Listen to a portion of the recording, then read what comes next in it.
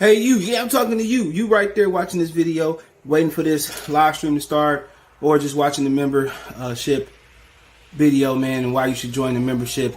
Let's talk about it real quick, expeditiously. We got the 3 levels. You got the rookie level, you got loyalty badges, you got custom emoji badges, and you have members on the live stream. As we get more people flowing in to join the membership, I have members only live chat. That means everybody can see the video that want to see the video, but only members will be able to chat. That's $3. That's a rookie. The All-Star, you get personal shout outs before the videos, maybe after the video, mostly likely before the videos. You give a priority to reply in the chat. So as soon as I see you, I reply before anybody else. Get early access to pretty much all my non-boxing videos there. $10 a month. Then we got the boxing pound for pound superstar for all my boxing boys and gals out there. Get early access to prediction and most of our boxing content, virtual video collaborations, and open debate. So, if you want to pre-record or go live and debate me for a whole video, you got early access to new videos. Some of the videos in the All-Stars will too. And priority reply in the comments. So I see in the comments you get priority reply. No instant, that's $20 a month. So let me know what you guys think. Don't have a Patreon no more, so here's where you're gonna get some of that exclusive content I used to have on the Patreon. Peace. What it is, man. Detroit versus everybody, man. Detroit, we rep the hardest, man. We gain the hardest. You know what it is, man. Detroit, CJ, holla at your boy when we get home. Most exciting man in boxing. Exciting man in boxing. Led the Flair Cops. Shout out to Goodfellas Sports TV. Yo, this is Deontay the Bronx Bummer Wild, the WBC heavyweight champion of the world. And I'd like to give a big shout out to CJ Goodfellas Sports TV. Bomb Squad, baby. Man, here, man. 122 pounds and 10-5, man. Watch the Goodfellas Sports TV, bro. Hey, qué rollo, quiero mandar un saludo a mi amigo Goodfella de parte de tu amigo Jaime Munguía. Un abrazo, carnal. Ánimo. Shout out to my friends from Goodfellas TV, from Alexis Too Sexy Salazar. All right, man. We in here, dude. We in here. What we're going to talk about tonight is Eddie Hearn said that Canelo Alvarez in Triple G is bigger than Spence and Crawford, and I'm assuming, I guess he's talking about domestically, United States, internationally, and also how Devin Haney can beat George Kambosos. Now, that's how I say it. I'm gonna come on camera for 1 second, and that'll be it, man. I'm out here cooking. I was just came from my mom's house. My mom's got stuck up under her deck. I had a leash on this dude. Like, I tied him to the deck. Like the little, what they call them things, the patio. So I tied him to the patio deck so he don't shit around the yard. He like to, I don't know why he do it, but when he go to new places, he been going over there, like, he's just shitting too much. So I tied him, so we inside and shit. I'm about to come outside. I'm about to put my feet in the pool and shit. I come out, bro. This dude up under the deck, bro. I don't know how. There's no way to get in and out. So I still don't know how he got up under there. So we had to take a part of the deck. He had to take a crowbar on my boyfriend and hinge it open so he can come out. We nailed it back. I thought Minnie, Mason, smaller dogs to get stuck. Zapato, this dude. I guess he was just trying to be cool. He loved dirt, though. So he like laying in dirt. But he free. He free man. But yeah, that wasn't long. I'm on to my call the fire department. I'm like, dog, they gonna take this deck apart.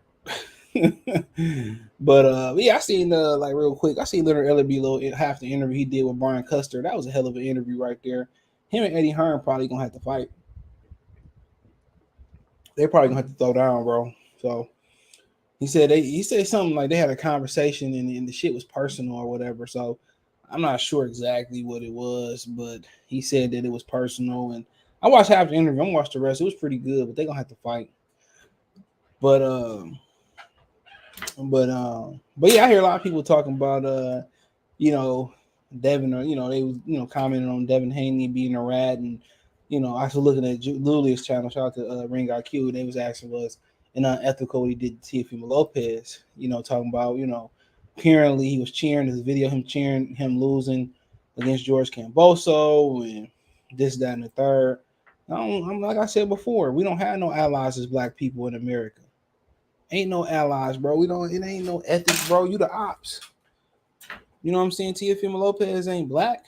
And then when you talking about black, it's still not a fraternity of black fighters. They don't move on code, because if they did, when Jamal Charlo and Devin Haney became what's the start button and shit? Hold on.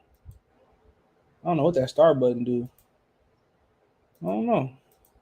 But like I said before, um, when Devin Haney and Jamal Charlo became email quote unquote champions, you see, black fighters banding together talking about it's a fraternity. We're not gonna stand for this. They don't stand for nothing. Ain't no unions, ain't no imaginary unions, ain't no imaginary fraternities. So I owe you nothing, bro. You're not my brother. It's not like he should Shakir Stevenson. We should train together. I'm praying on your downfall. Like, bro, they enemies. They enemies, bro. So I don't view it as unethical or nothing, because black people don't have no type of fraternity in America. We'll turn a gun on each other before we turn on other people. And then too, you know, he don't know how the country works. Nobody talking about that. Come on. They love the culture that we bring. I said this just at the time repetitive. They love the culture that we bring, but they ain't really messing with us like that, bro. So of course it wasn't unethical. It was ethical. Teofimo Lopez will not fight me. Top rank, they won't have nothing to do with me. They had Lomachenko sign a franchise belt so they can avoid me. Okay, I see what the start button for. It's the 4. They did that so they can avoid me. So what you mean? So they did everything to close me out, made me email champion, regular belt champion. So I'm supposed to help this dude, and him and his promoter was part of boxing me out. Come on, bro. Ain't no fun when the rabbit got the gun. So yeah, man, come on, ethics and code and all that, nigga. Like, before we start talking now, let's talk about a union in boxing. Let's talk about black fight. Before we talk about that, let's talk about black fighters sticking together and standing up for one another. Come on, they not. So I ain't trying to hear nothing about what he did was right or wrong. Like, bro, he did what he did. He wanted you to lose, so he wanted to get the fight. Guess what? T.O. lost. He got the fight. So it is what it is. Ricky E. Salute. Shout out to New York City. He said, "What you think about Maidana showing the Tank fight? Does that make him a pay-per-view star?" Shit. No. Where the numbers at? Where the numbers at? Where Brooklyn at? Where Brooklyn at? Where the numbers at? Come on. So I was Super Funk Master G. Come on, Madonna is one pay-per-view. She didn't even buy it. She came. So where the numbers at? The gate doing well, but for all we know, they could be comping the majority of them tickets. Who knows? Sean, salute. Let me tell y'all how young Haney gonna beat young Kambosos. It's not, like I said before, he stick to the game plan I'm giving him. He probably gonna be successful. So it's actually gonna be a good fight. So I did some film work this morning for shake spot, and like I said, part of what he gonna be doing here is just all about geography. Yep, I said it. Geography. This is about Haney fight. It's all about geography. And one thing I watched Haney last 2 fights, geography and defense. It's not in the sense of reflexes. It's not in the sense of nothing like that. It's the sense of technique. That's what it's about. It's about technique. Devin Haney is fight. He's standing in the pocket. He's being more offensive than defensive in the pocket, and it's working for him. For 90% of the fight, it's working for him. Him sitting in the pocket, punishing opponents. Loading up on shots. He getting away with it because he athletic. But the times he getting caught is that he not changing the speed of his punches, and he not. The closer you are to your opponent, it's common sense. The cleaner your defense got to be, and his speed and his reflexes allow him not to get caught round 1 through 6 through 7 through 8. Whatever round he getting caught by Norris and JoJo Diaz, he getting too comfortable. And when you beating somebody and you up like you up versus Norris, you up like you up versus Joseph Diaz, and you ain't dropped him, you ain't wobbled him, you ain't stopped him, you gotta know yourself. If you can't be real with yourself, then who you gonna be? You can't be real with nobody. But that's his issue right there. He killing people in the pocket, bro. But he should look at Demetrius Andrade as the barometer. Andrade, he'll come forward, he'll hit you hard, he established that I can hurt you. And then Andrade he'll just box. He just go on the outside and just control the fight. He already established the fear. Devin Haney, he up 4, 5, 6, 7, 8 rounds. Shit, he up the whole fight in the majority of those instances. He recovered well too when he get hit. He up. So if you up 6 rounds to nothing, bro, and why is you still sitting in front of somebody in the pocket punching on them? Go to the outside. You got a height of the welterweight. You got the length of a welterweight. Why don't you switch it up and start coming from the boxing on the outside and let Joseph Diaz take some chances while you sticking and moving backwards, or let Linares take some chances. But if I'm sitting right in front of Joseph Diaz and I'm sitting right in front of Linares and I'm sitting in the pocket with him, come on. The broken clock right 2 times a day. If I'm sitting right there with them, of course I'm going to get caught. You're not changing your speed of your punches. You loading up on shots. Only thing that's different between round 1 and where he getting caught is that he's starting to slow down. That's it. And when you start to slow down and you've been beating on somebody for 12 rounds and they really not getting off, they still got a certain level of condition. So now you starting to slow down and they starting to get your timing, your speed starting to drop. When your speed start to drop, you're not changing the speed. The timing is easier to get down on them. So now that they getting the timing, they catching them. It's a simple fix. When I'm just get out, just step out of range and make them take a chance to come get you. Make them get past your stick. Stay on the outside. Don't stay in front of guys. That's simple as that. He's sitting right in front of guys, giving them opportunity round 1 to 12 to hit you. You ain't got nothing to prove, bro. Once I'm up 7, 6 rounds, 5 rounds, bro. You got to come back from 5 rounds. The only way you coming back is you dropping me or you knocking me out. And I'm giving you that opportunity by loading up on every shot.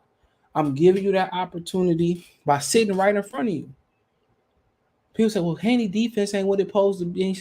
When you in the pocket and you throwing punches all around, you gonna get hit. You seen when Floyd went to the pocket, Floyd was picking his shots, bro. He's hitting you 1-2s. If he had to, he'd lose the left hook. That's it. When Floyd slowed down, sitting in the pocket, he wasn't throwing 1,000 shots. He was picking shots for clean, effective scoring. That's it. Devin Haney sitting in the pocket, bro. This nigga changing the whole fucking motor, bro. He changing the whole motor.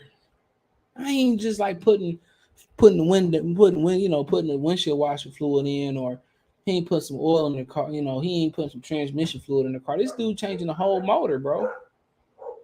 I done had enough of him today. Getting stuck under that deck. He's sitting there too long, bro. And if you are going to sit there, bro, pick your shots a lot better, bro. Change the speed of your shots. And you got to hold the phone, and he not holding the phone, bro. That's his problem. He trying to be an offensive juggernaut in the pocket. Well, you don't have to. I'm up 5, 10, or 6 rounds. What you doing when you see somebody up? I can't stop you. I can't drop you. I can't get you out. They mail it in. They play 4 corners. You know what I'm saying? And I know that guy Oscar De La Hoya, but he need to play more. I'm going to say per se 4 corners. But he need to start just being on the outside and make Linares and make Joseph Diaz, make Kambosos come get you.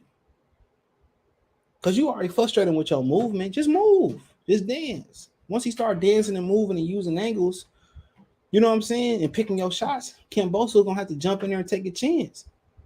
If I'm sitting right in your face in the pocket, you're going to have a better opportunity of hitting me.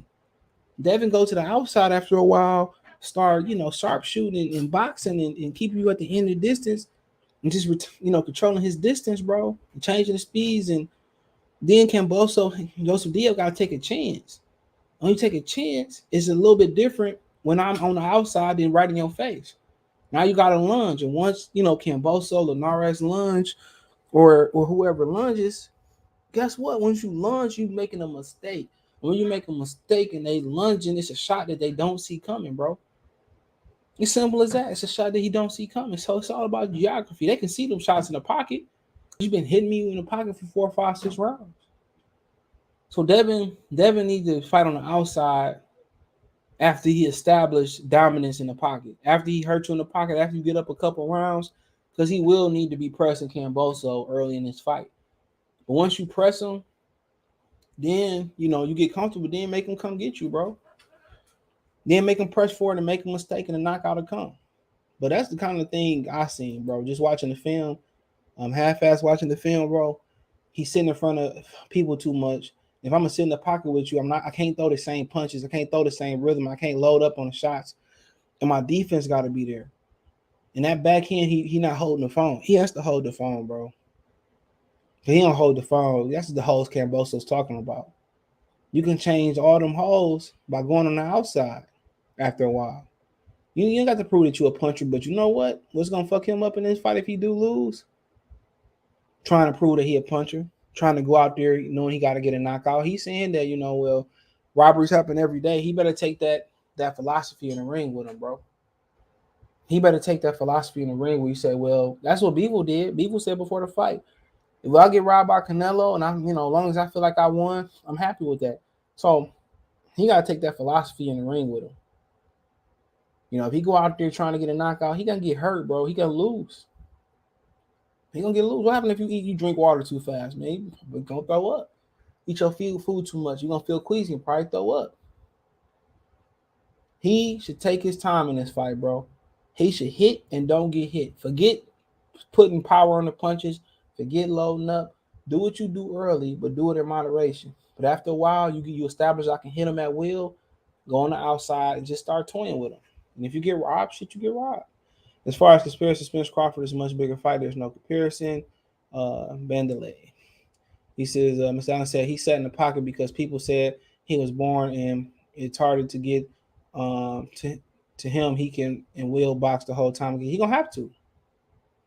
Esau Leak in the super chat, appreciate it. He gonna have to.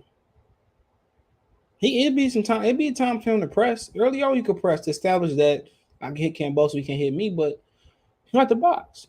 That's all you gotta do is box. And if you get robbed, shit, fuck it. It is what it is. What's going on, Kobe? Salute. Says get them likes up. You hit the like button. Devin Trainer.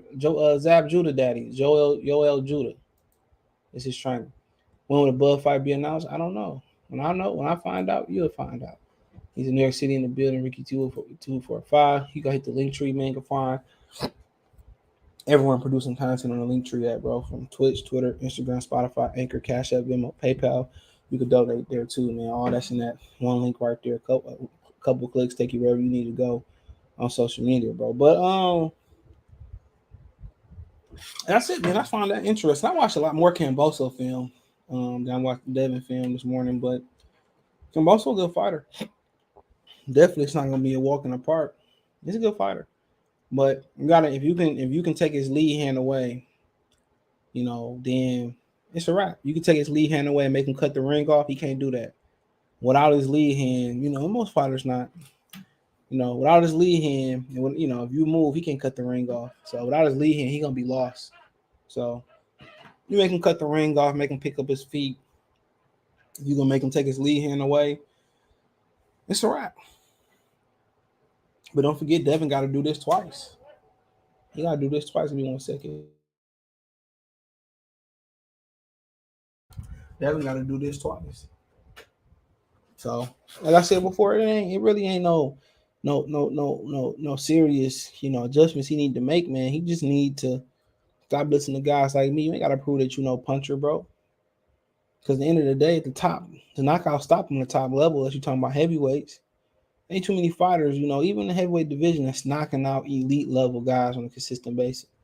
Tyson Fury went the distance with Otto Wallin, bro. He went the distance once with Deontay Wilder, almost went the distance with him again. You talking about a heavyweight that's outweighing his opponents significantly. Even I believe he outweighed Dillian White still, even though he came in slim. Look at Triple G. He was knocking out Daniel Gill, David Lemieux. When he got stepped up to a certain level, he stopped knocking out Danny Jacobs, and Triple G still one of the biggest punchers out there. Jamal Charles knocking out some guys at 54. Got to Austin Trout and went to 60. He stopped knocking out guys. So, even Jermell Charlo couldn't knock out Tony Harrison, couldn't knock out Castanos in the first fight. So, like I said before, when you get to a certain level, power it matters, but it's harder to knock out those top guys. Look at Andre Ward, early box rack. He was stopping motherfuckers. You know what I'm saying?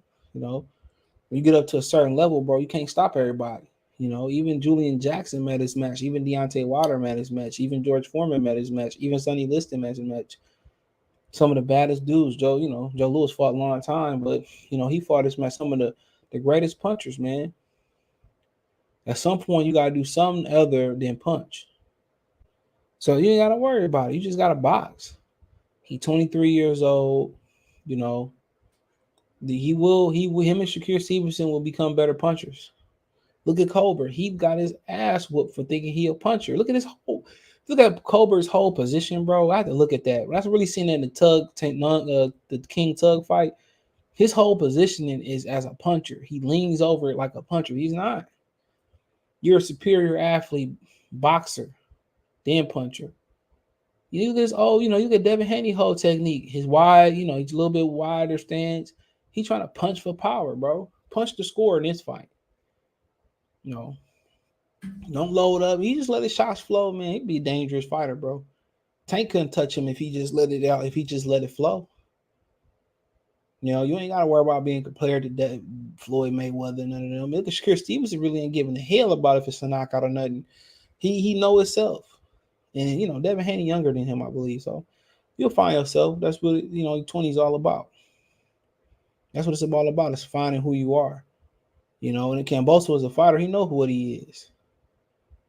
He's a good athlete, good hand speed. He's a boxer puncher. He's a worker. He know who he is. Shakur Stevenson, I'm a boxer. So these dudes know who they are, bro. And once he finds himself in that ring, bro, and hopefully it's this fight, but you know who he is. So that's all it got to be. Can't worry about the crowd. Can't worry about the judges. Just gotta worry about winning. And the best thing he can do is stick and move, score, and get the hell out of there. Get the hell out of there. But people want to see him lose, bro. You know how it is. If he was white, man, you know what it'd be. You'd have 1,000 people following him, bro. He flashy. He made money. He made the right business decisions. You know what I'm saying? And and people talking about, well, he ain't really got the support from the Americans. Like I told y'all before, when Kambosos called him a rat, like, bro, we don't get no support, but who going over there to support him? As far as the fighters, a lot of them dudes should go over there to support him. You know what I'm saying? They should form a black fraternity for fighters, bro. Where they not only, stick together, give back to their communities, build boxing gyms and stuff of that nature, because he ain't getting black fighters really never got that support from America like that. And when they did get supported like that by America, it was to see them lose, bro. Even, Anthony Joshua got a certain support in the UK. You win a silver, gold medal, probably a bronze medal in the UK, you're going to find a level of support. So, and you said, well, why black fans don't get behind them? I don't know, bro. In basketball, they follow LeBron, they follow Durant, and that sport fucking sucks. You can talk about boxing all you want to, but how some of the art is a lost craft, but it ain't nothing like basketball, bro. Like a lot of that shit is a lost craft. Boxing still, if they fought, man, shit, it'd be the greatest thing since sliced bread. You listen to Leonard Ellerby talk about why fights ain't made and how these promoters guys. Listen to that interview he did with Brian Custer in the Last Stand podcast. I believe it was on Showtime. Showtime. He talks about how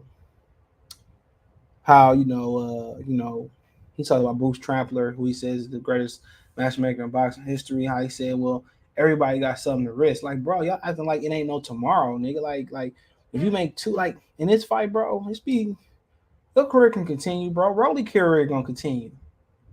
Well, you gotta be something to risk when you make these fights, and we gotta have something like, bro, y'all fucking up the sport. It's a loss, bro. It's one loss. Jermell Charlo still became undisputed, bro. It's one loss. Gennady Golovkin still got top dollar from the zone after losing to Canelo. It's one loss.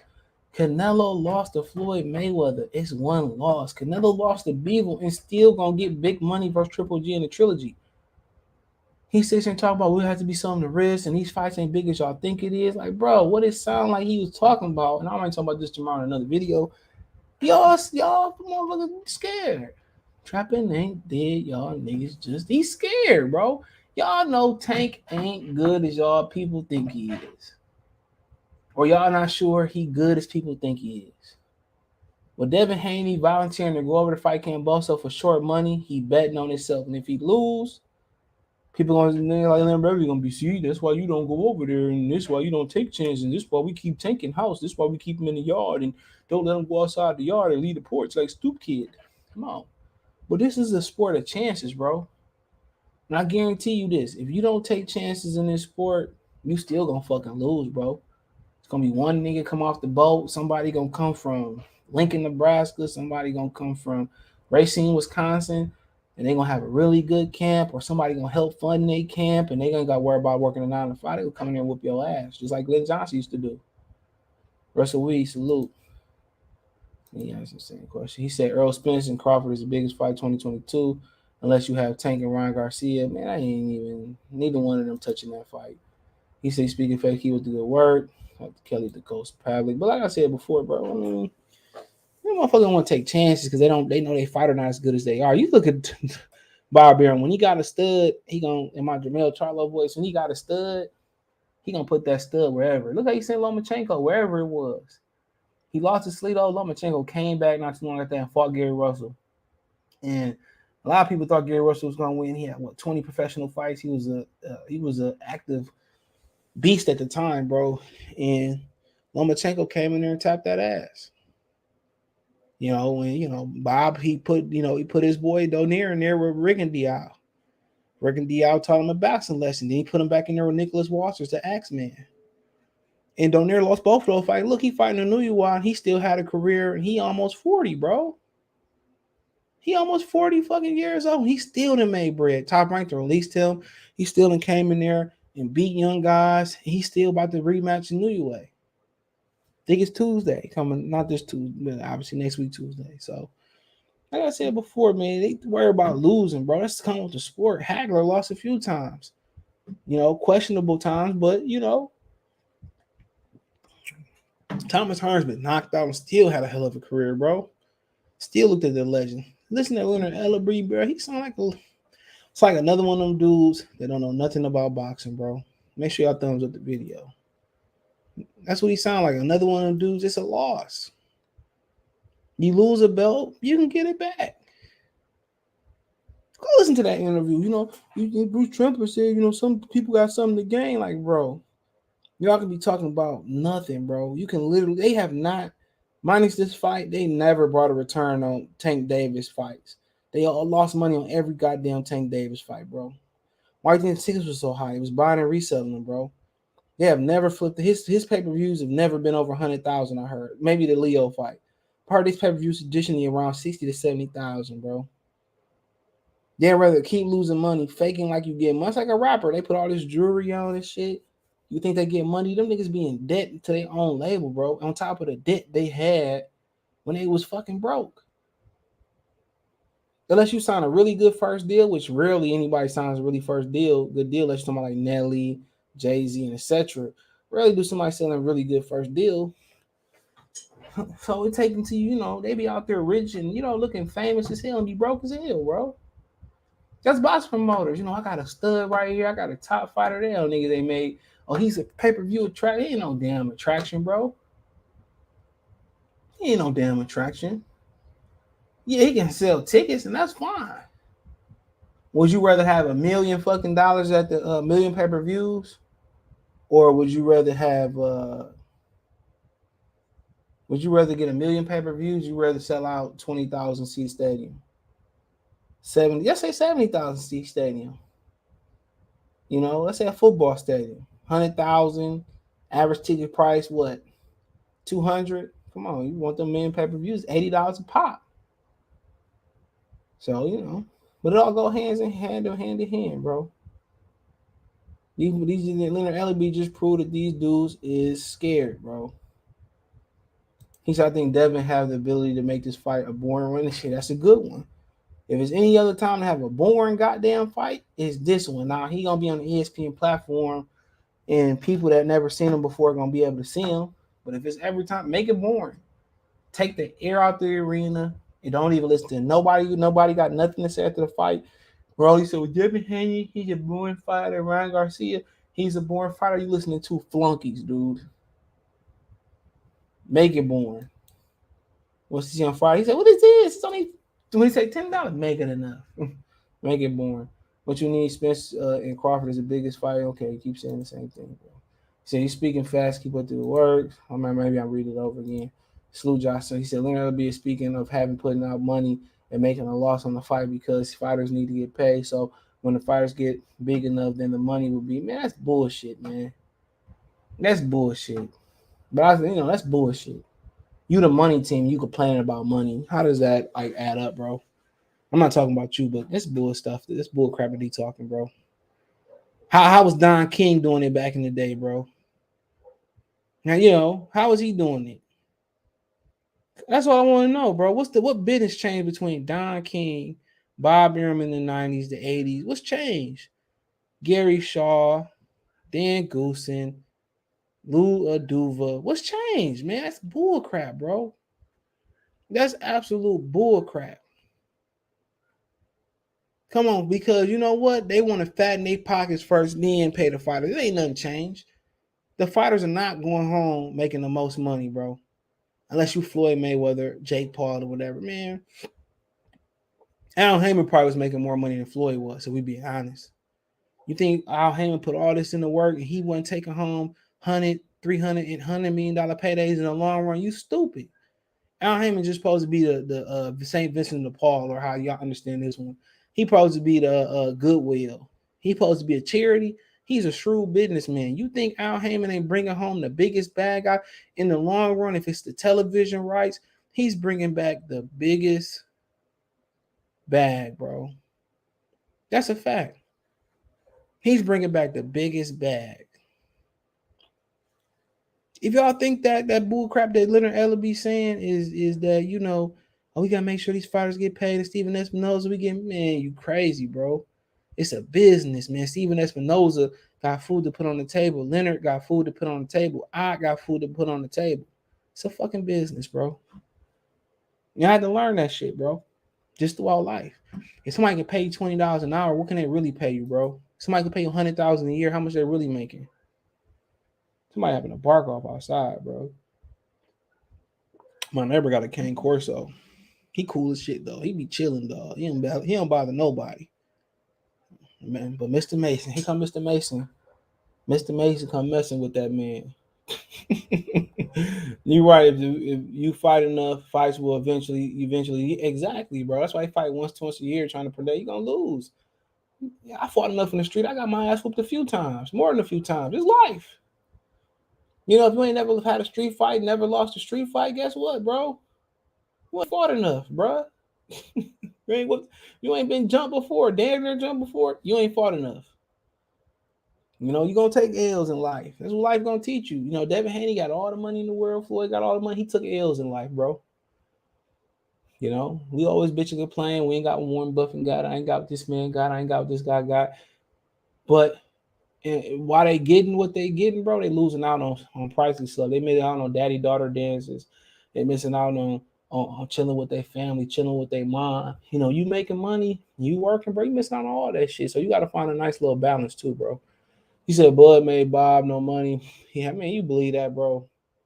If you believe that, bro, come on. If you believe what he's saying, bro, he made him no money. How much money he lost off Lomachenko then? Okay, if he didn't make him no money, bro, why would you resign him? It's his business. If Bud didn't make him no money, bro, ain't no other fighter over there making no money. Bud was a number one viewed fighter. Now Shakur Stevenson, or Tyson Fury now, excuse me, then Shakur Stevenson. If he made him no money, why would you resign him then? Why not just let him walk the PBC after the Jose Benavidez fight? Come on, sometimes it's just common sense, bro. That's all it is. If you believe what he's saying, get out of here, man. Get out of here, man. It's common sense, If you don't do a good job at work, you work for me or whatever, I work for you, I do a good job at work, and it's terrible and it's losing you money, guess what? You're going to be fired, bro. I might try to work with you, whatever. You might have, but if you ain't catching on, you got to go. You got to mow. Just sometimes just use your brain. Don't listen to everything you see. And what they say, believe half of what you hear or half of what you see, whatever it go. He said, you getting the monkey packs jab. I don't understand what that is. He said, thumbs up. He said, Leonard is full of ish. He said, that's true. Heyman is taking home more money than the fighters. Yeah, of course. Of course, he right. He right, of course. That's just common sense, bro. If he paying Floyd, come on now. We know the truth. And some of y'all got businesses, bro. If it's landscaping, if it's whatever business, you sell food, restaurant, you know how it go. You know how it go. If they can pay you, bro, that's why Master P walked away from the Interscope deal. He said this man can come. He said him and his brother C Murder argued on the plane, and C Murder was mad because he didn't take the $1 million. No bull crap. He said we argued on the plane, and he told his brother, he said if he could pay me $1 million, bro, what am I really worth? He said he shut him up right on the spot, bro. And thank God he had the business mind and listen to C Murder, bro. Thank God. Same way Birdman got the 90-10 deal with Universal. But let's keep going, man. You know, it says Canelo Triple G is bigger fighter. Spence Crawford, says Eddie Hearn. That's so funny. Leonard Elby just shellacked him because he said he didn't know the market. I wonder what they beefing over, bro. This shit is probably something dumb. Something dumb, bro. And they should be working together. He says Canelo versus Triple G is by absolute mile. And by the way, Spence Crawford is a great fight for boxing. But anyone with a brain knows to answer the question. Said Eddie Hearn on IFL TV when asked if the bigger fight between a trilogy match between Canelo, Golovkin, and undisputed welterweight class between champions Errol, Spence, and Terence Crawford. Quote, it depends on how hardcore they are, said Hearn. When asked if fans would put a Canelo Triple G fight ahead of one of Spence Crawford fight, he said, quote, I think your super hardcore fans, you'll be waiting for Spencer Crawford for a long time. But if you want to talk about media attention, if you want to talk about the gate, if you want to talk about the pay-per-view numbers, viewership, global reach, commercial revenue, close circuit is not even close. He said, but I think if you're a super hardcore fan for Spencer versus Crawford for a long time, you may choose that over Canelo Triple G if you're a super hardcore fan. But if you're a casual fan, if you like are the ones that are going to generate numbers. He said, if you talk about the revenue generated on the fight, it's like, God knows it's like 10 times big for Canelo versus Triple G over Spencer Crawford. But Spencer Crawford's a brilliant fight, and I think it's right up there with Canelo and Triple G, of course, said Eric Hearn. In my opinion, bro, okay, I just got like one quick question about what he said. My thing is, if you ask the average casual fan, bro, of Triple G and Canelo Alvarez from the first two fights, or somebody that's interested, and you ask them, what was Triple G's last fight? Who did Triple G fight last? His last 2 or 3 fights, what would they say? Come on, what would they say? If they ask you, tell one of them, like, what would you thought about Triple G last fight? What do you think they say? What do you think they say? They don't know he fought Murata Morales, Steve Rose, Camille Zamata. They don't probably even know about the Sergey Derevchenko fight. They don't even know about the Sergey Derevchenko fight. I guarantee you that shit. Most of them don't. You did a poll, I guarantee you it's less than 50% people. I'm really going to go even lesser. So they don't even know. They probably didn't even know Canelo fought against Dimitri Bivol, and they can purchase it through in demand. They ran a couple ads for that. They probably didn't even know Canelo's fighting on the zone, most of them. They probably did 300,000 pay-per-views. They did really 300,000. They said Leonard said 125,000 was in demand. Was due in demand. That's the cable companies, satellite companies that own a company and they split the revenue. I'm just being honest. You know, even when he fought Caleb Plant, they didn't do 800,000, bro. I heard they did way less than that. I heard they did really 5. You know, and like I said before, if people really clamoring for this, it's more hardcore clamoring this than casual. Canelo gonna have a retention rate for sure. He's gonna bring back a large number of fans. That's a fact. He's going to retain. Even when he first picked up a boxing glove on free Mexican TV, his retention rate is great. You know, he don't have too many snoozers, bro. So I understand now. It's probably guaranteed with Triple G 500,000 minimum. Now Triple G, I've been fighting Jamal Charlo, Demetrius Andrade, staying popular. Had this been HBO, I'd be like, yo, it's a no-brainer, bro. That financially, that's for sure going to do 10 times or several times or 2 times or 1.5 times better gate, better ticket sale, bigger attraction. But it's not HBO. And Showtime is a notch or two above the Zone. The Zone never released a pay-per-view number. It came through Eddie Hearn. Okay, they don't release the Zone numbers. They don't release fights that happen on the Zone. That is a fact. They don't release numbers that happen on the Zone. But it's a pay-per-view. You use in-demand. You're supposed to report pay-per-view numbers. Come on. And you want to know proof that that pay-per-view didn't do anywhere near Eddie Hearn said?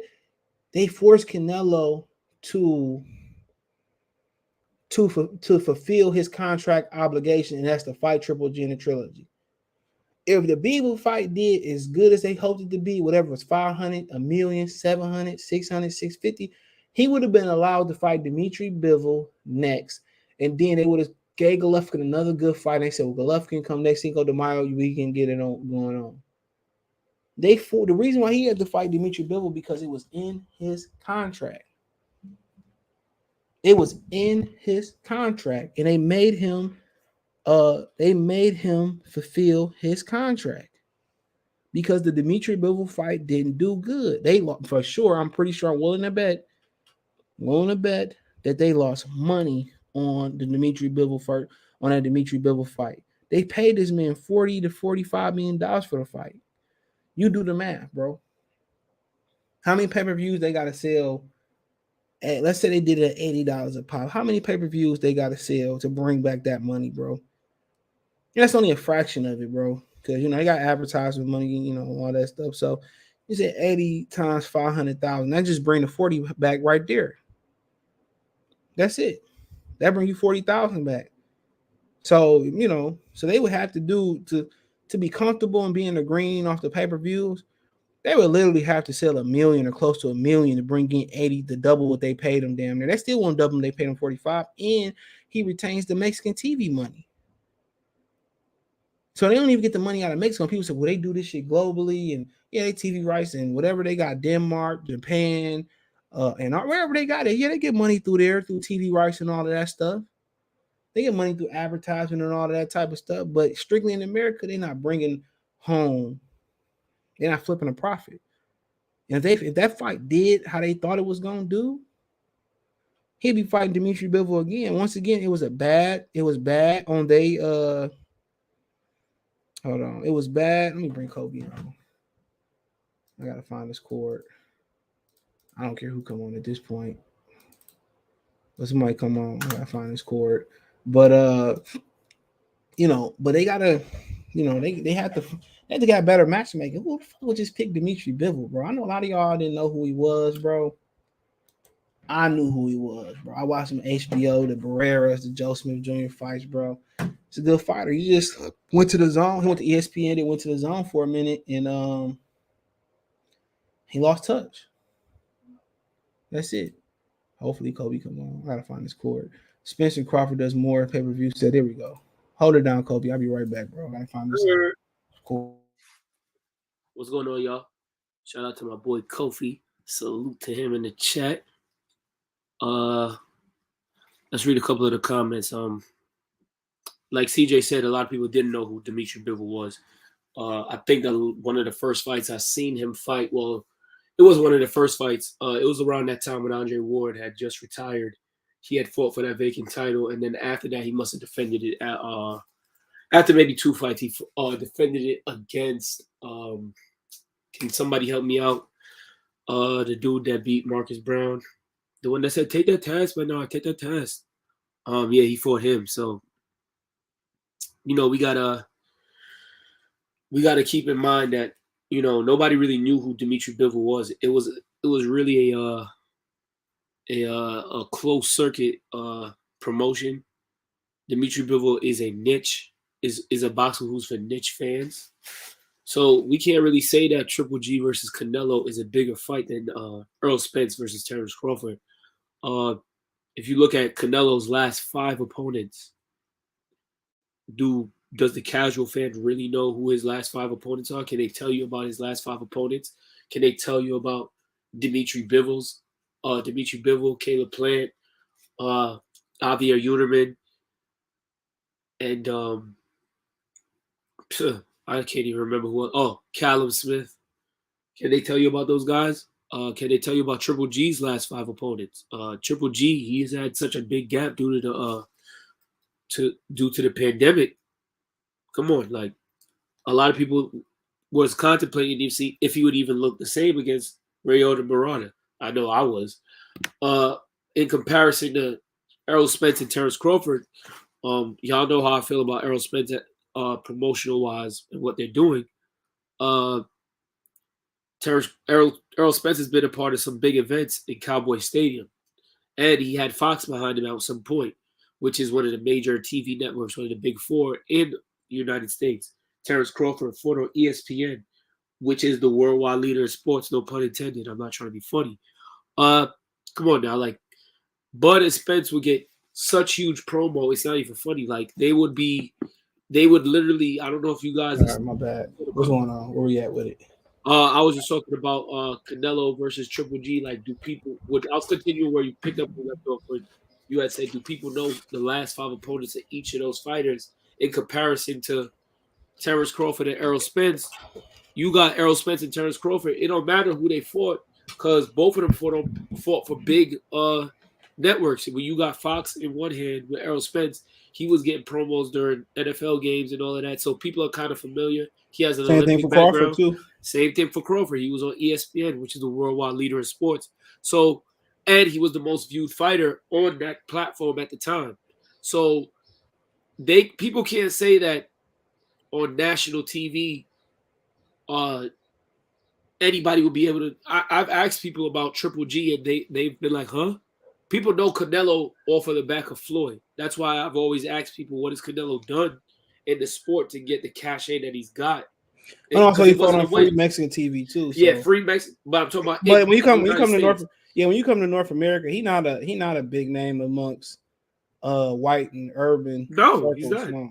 He's not. And to be honest, and I asked the chat, like, do you really think casuals, right, that do know who Canelo Alvarez is, do you think if you gave him a rapid fire 2 minutes to name his last 5 opponents, they could? Like, does anybody really know who Caleb Plant is? They probably could, if they could name one of the last 5, it'd definitely probably be Caleb Plant. Yeah, it would be Caleb Plant, but can you name? He got some notoriety. Callum Smith, Javier Uniman. And then you got to look at it too. It's the platform too. Exactly. Because didn't you say I forgot what fight you were telling me about. You said that people were trying to figure out how to watch a fight on the zone. No, that was actually Terence Crawford fight, but nonetheless. It's still an app. Like a lot of people don't know how to access. Yeah, a lot of people ask me that shit, man. People hit me up, be like, man, well, how I watch the fight? You know what I'm saying? And I'm not talking about people that's familiar with my page. It's people that, casual people that, I should work with or work with. So Al probably, that's your comment. Yeah, Al probably made more money off that bad to him. Yeah, for sure. There's more pay-per-view on Canelo Triple G. It's very high demand for Crawford. Yeah, and then also it's about the platform too. So, and it's also about, it's just hard to get people to funnel over to the zone. It's hard for them. Probably thought they should have did more to TV channel. He said if you ask the average person in the U.S. who Spencer Crawford is, they won't know. A box fan is the best fight can be made, but for the average fan, that's bullshit. That's bull. That's nonsense. Because guess what? I can debunk that right now. You're gonna get the type of promo for that fight because the average boxing fan is still a sports fan. So regardless of their name cachet, they're gonna tune into either ESPN, CBS, NBC Sports, or Fox Sports. They're gonna hit each and every one of those platforms. You're gonna hear about the fight somehow, some way. PBC, CJ has said it. They do old school promos. So whether you're in the hip hop community, whether you're in the country community, and both guys are Southern fighters. Where Terence is from is considered the South, right, CJ? Or is it the Midwest? Midwest. All right, Midwest. But in New York, we call the Midwest the South anyway, certain parts. They're going to have radio promos all over. So for people it's not even just that, bro. Like, you look at what the Caleb Plant did and what the Beaver fight did. So they let you know on the platform. And if it didn't really do 8 and it did 5 and Beaver did 3 or under 3, you know what I'm saying? You could just tell the difference. And And people in the hood in urban community, they've been waiting on this fight, bro. I mean, What minute? my barber, he left one of my barbers, he moved back to South Carolina. That was like 2019, 18, bro. He was asking me back then about, who will win. And, they were talking about that in the barbershop the other day, bro. Talking about, you got to turn the background noise off. And remember, talking about who will win and who will yeah, lose. that's People in the hood don't know, like, they know Canelo because of Floyd, bro, in the urban communities. In the white community, just UFC. That's it. That's that. And remember, CJ, just to piggyback on a question you had asked, that Leonard Ellaby and Eddie Hearn beef, you gotta think about it. That stems to Al Heyman with the AJ joint. Oh yeah, it is. I mean, not even just the AJ shit. They and remember, Eddie Hearn finessed them. And remember this too, CJ. Badu Jack versus my man Eddie Hearn was the promoter. Who? That ended in a draw in the Barclays. James DeGale? Yeah, James DeGale. Yeah, he was the promoter. He was James DeGale promoter, and then James DeGale left Eddie Hearn for Al Heyman. When you get played, bro, you just gotta charge it to the game, bro. Yeah, remember, you've said it. You just said it about Al Heyman. These guys are ruthless businessmen. Eddie Hearn could smile all he want. He's still a businessman, and he's still got some tricks up his sleeve. Somebody's doing them fighters say it was a slave or whatever. I forgot the comment about what he said about his daddy. Yeah, so he said, bro, years ago. To Dillian White. Yeah, I mean, shit. Lillian White, everything. That's why the respect went out the window for him. They gotta stop acting like these guys doing Floyd numbers. Like, ain't nobody doing Floyd numbers. I mean, if Floyd probably wouldn't even be doing. They wasn't even doing Floyd numbers before they. That's why they made the Pacquiao fight. Exactly.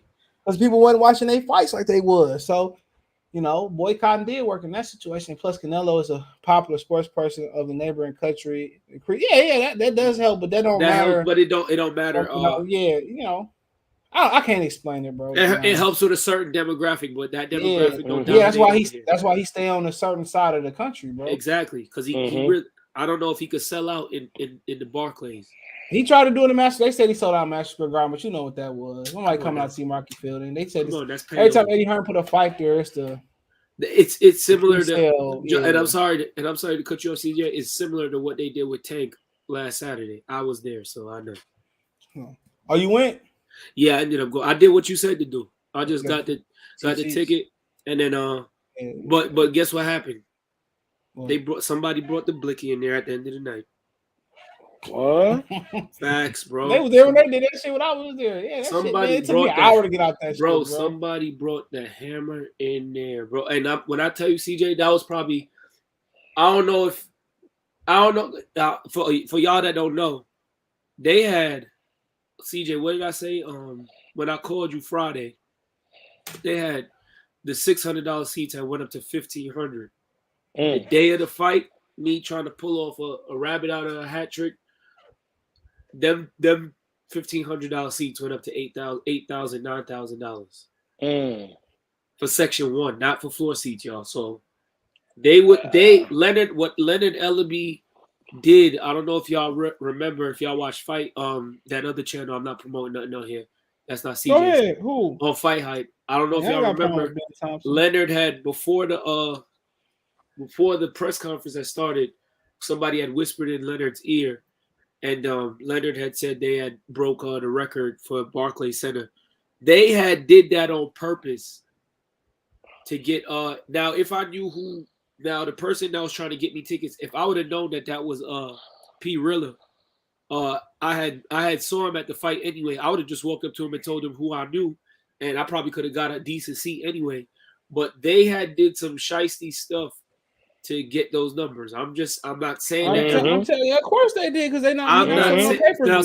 I'm not saying that everybody wasn't there for Tank, because I'm gonna let you know right now, that whole stadium was filled for Tank, but I'm saying them seats, majority of those were comped seats. And if you wanted to sit in those areas where you could see Tank, you was gonna have to put up your mortgage. Facts.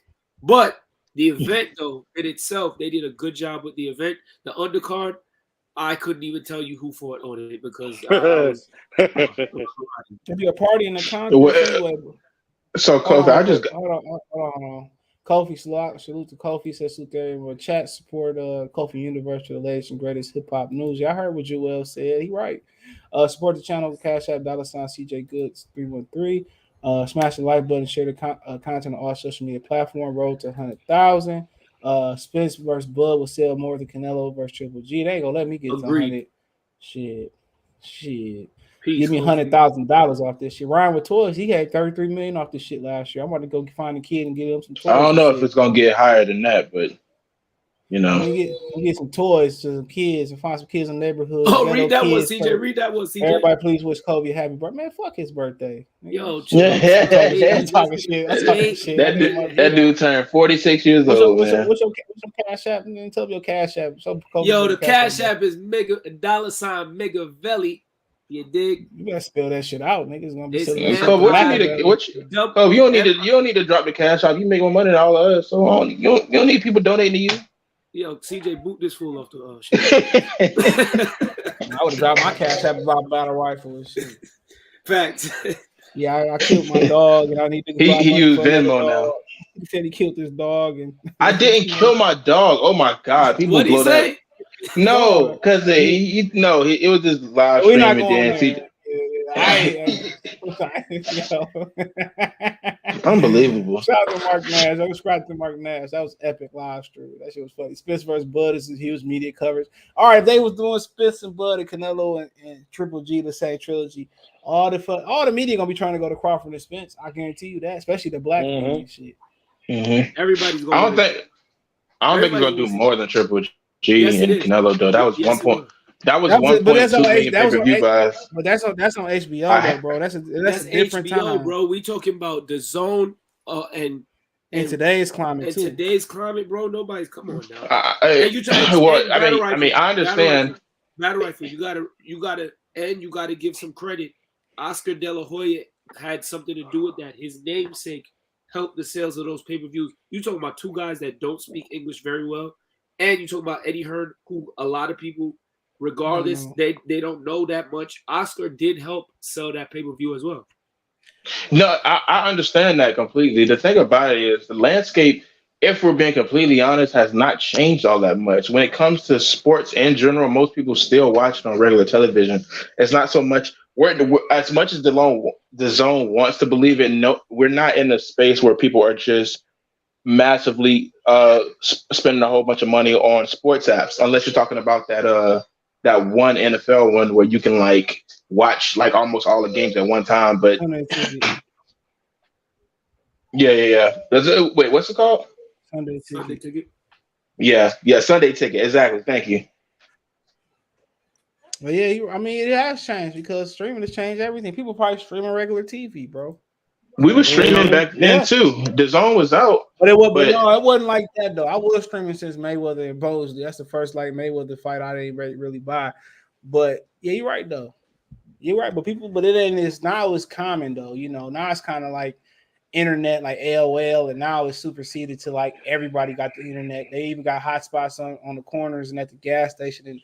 They got hotspots on the train now, CJ. Yeah, so it's a phenomenon now. He said Spencer Crawford's bigger for boxing. The unknown is more intriguing than the third fight with Triple G. Well, it's really about the casuals they're going to track. But, I mean, like I said before, I mean, obviously, Canelo taking September 17th date, they can't do shit about that. So right then and there, they bump Crawford and shit. It's a Mexican fight date anyway. So I was going to bump that. You said that fight would take place probably in New York, right? Which one?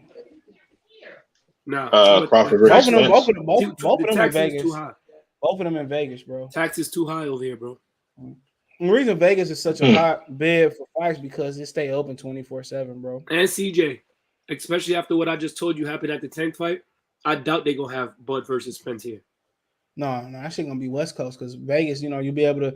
The fight will be over. It'll still be like 9-10 o'clock West Coast time, and don't shit close in Vegas for real, bro. They shit close, but they don't, But like in Atlanta, that's the only reason. Atlanta they stay open to 3 a.m. So we stay open till 3 a.m. too, but they have to. Atlanta might, grant extension before.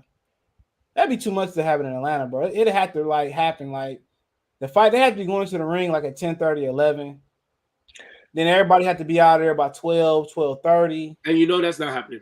Yeah, so then you got to hit the titty bar by 3 and all that, whatever you're trying to go after the fight. So Look, they did. Look, during the '96 Olympics, Atlanta was open almost 24 hours, almost.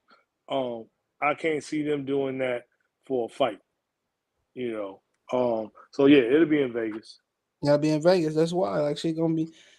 By the time that fight get out of Vegas, it's gonna be what? 10 o'clock, 10:30 at the 10:30. latest.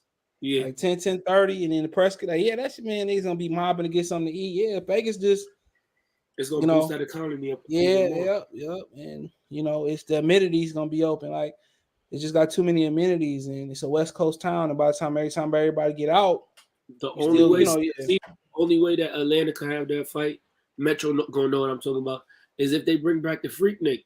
That's it. Freaknik gotta come up with it. No, you know what? They wouldn't have the fight during that time. No, just too much population. Listen, 29 counties make up Metro Atlanta, but in the city itself, dude, them crowds at that time, man, the traffic was so damn bad then. Oh no, and you talk about you got to understand too. There's more population there too. They overpopulated this point. Yeah. And Atlanta's literally a metropolis now. Like, no, it's just to the point where they streets too narrow as hell too, bro. Look. You talking and about I've never been to Atlanta, so you talking about the fight would be the fight would be at either at the Mercedes Dome or where the Hawks play. They right next to each other, but to get in and around that, oh man, they got the amenities. If they can extend it to like 5 or 6 in the morning, it'd be the perfect spot, bro. It would be the perfect spot to have a fight, bro. They got the amenities, bro. They got the amenities, but here's the thing about it: is trying to get there because people don't go to downtown Atlanta is owned primarily. That's all. That's Atlanta. That's actually Atlanta, though. Yeah, I know. Yeah, that's actually no. What I'm saying though, CJ, downtown Atlanta is owned by Georgia State University for the most part. You ain't much down there. I mean, it's stuff down there, but not the stuff that the folks who gonna go to that fight gonna want. Trust and believe that. I mean, you got the. I mean, you have to like. I don't know. They got restaurants, but yeah, he right. Because aquarium like $50. I was just down there. I was like, I ain't paying no $50 for no damn aquarium. Like, you got the aquarium. I mean, yeah, you're right. Because the malls, I mean, it's really the malls, the aquarium, and the titty bars, really. Unless it's a game going on, that's it. That's it. You don't be chasing them women down there, trust me. You might wake up like my man's from Hangover too. So you still got that ink inside of you? He's like, wait, CJ, he's like, and then too, we talk about the way we talk about fights and how you talk about if you look at this, people talk about trying to compare a trilogy between Canelo and Golovkin against Spence and Crawford. Man, the Canelo that trilogy fight is they're banking on the Mexican TV audience. That's what they banking on. Yes. They banking on that to sell that whole thing. And yeah, you're gonna get Mexicans who gonna watch because Canelo fighting. But I don't see it doing skyrocket. It ain't gonna do the kind of numbers it did in fight 1 or 2. It ain't gonna do those kind of numbers. I think at the go ahead.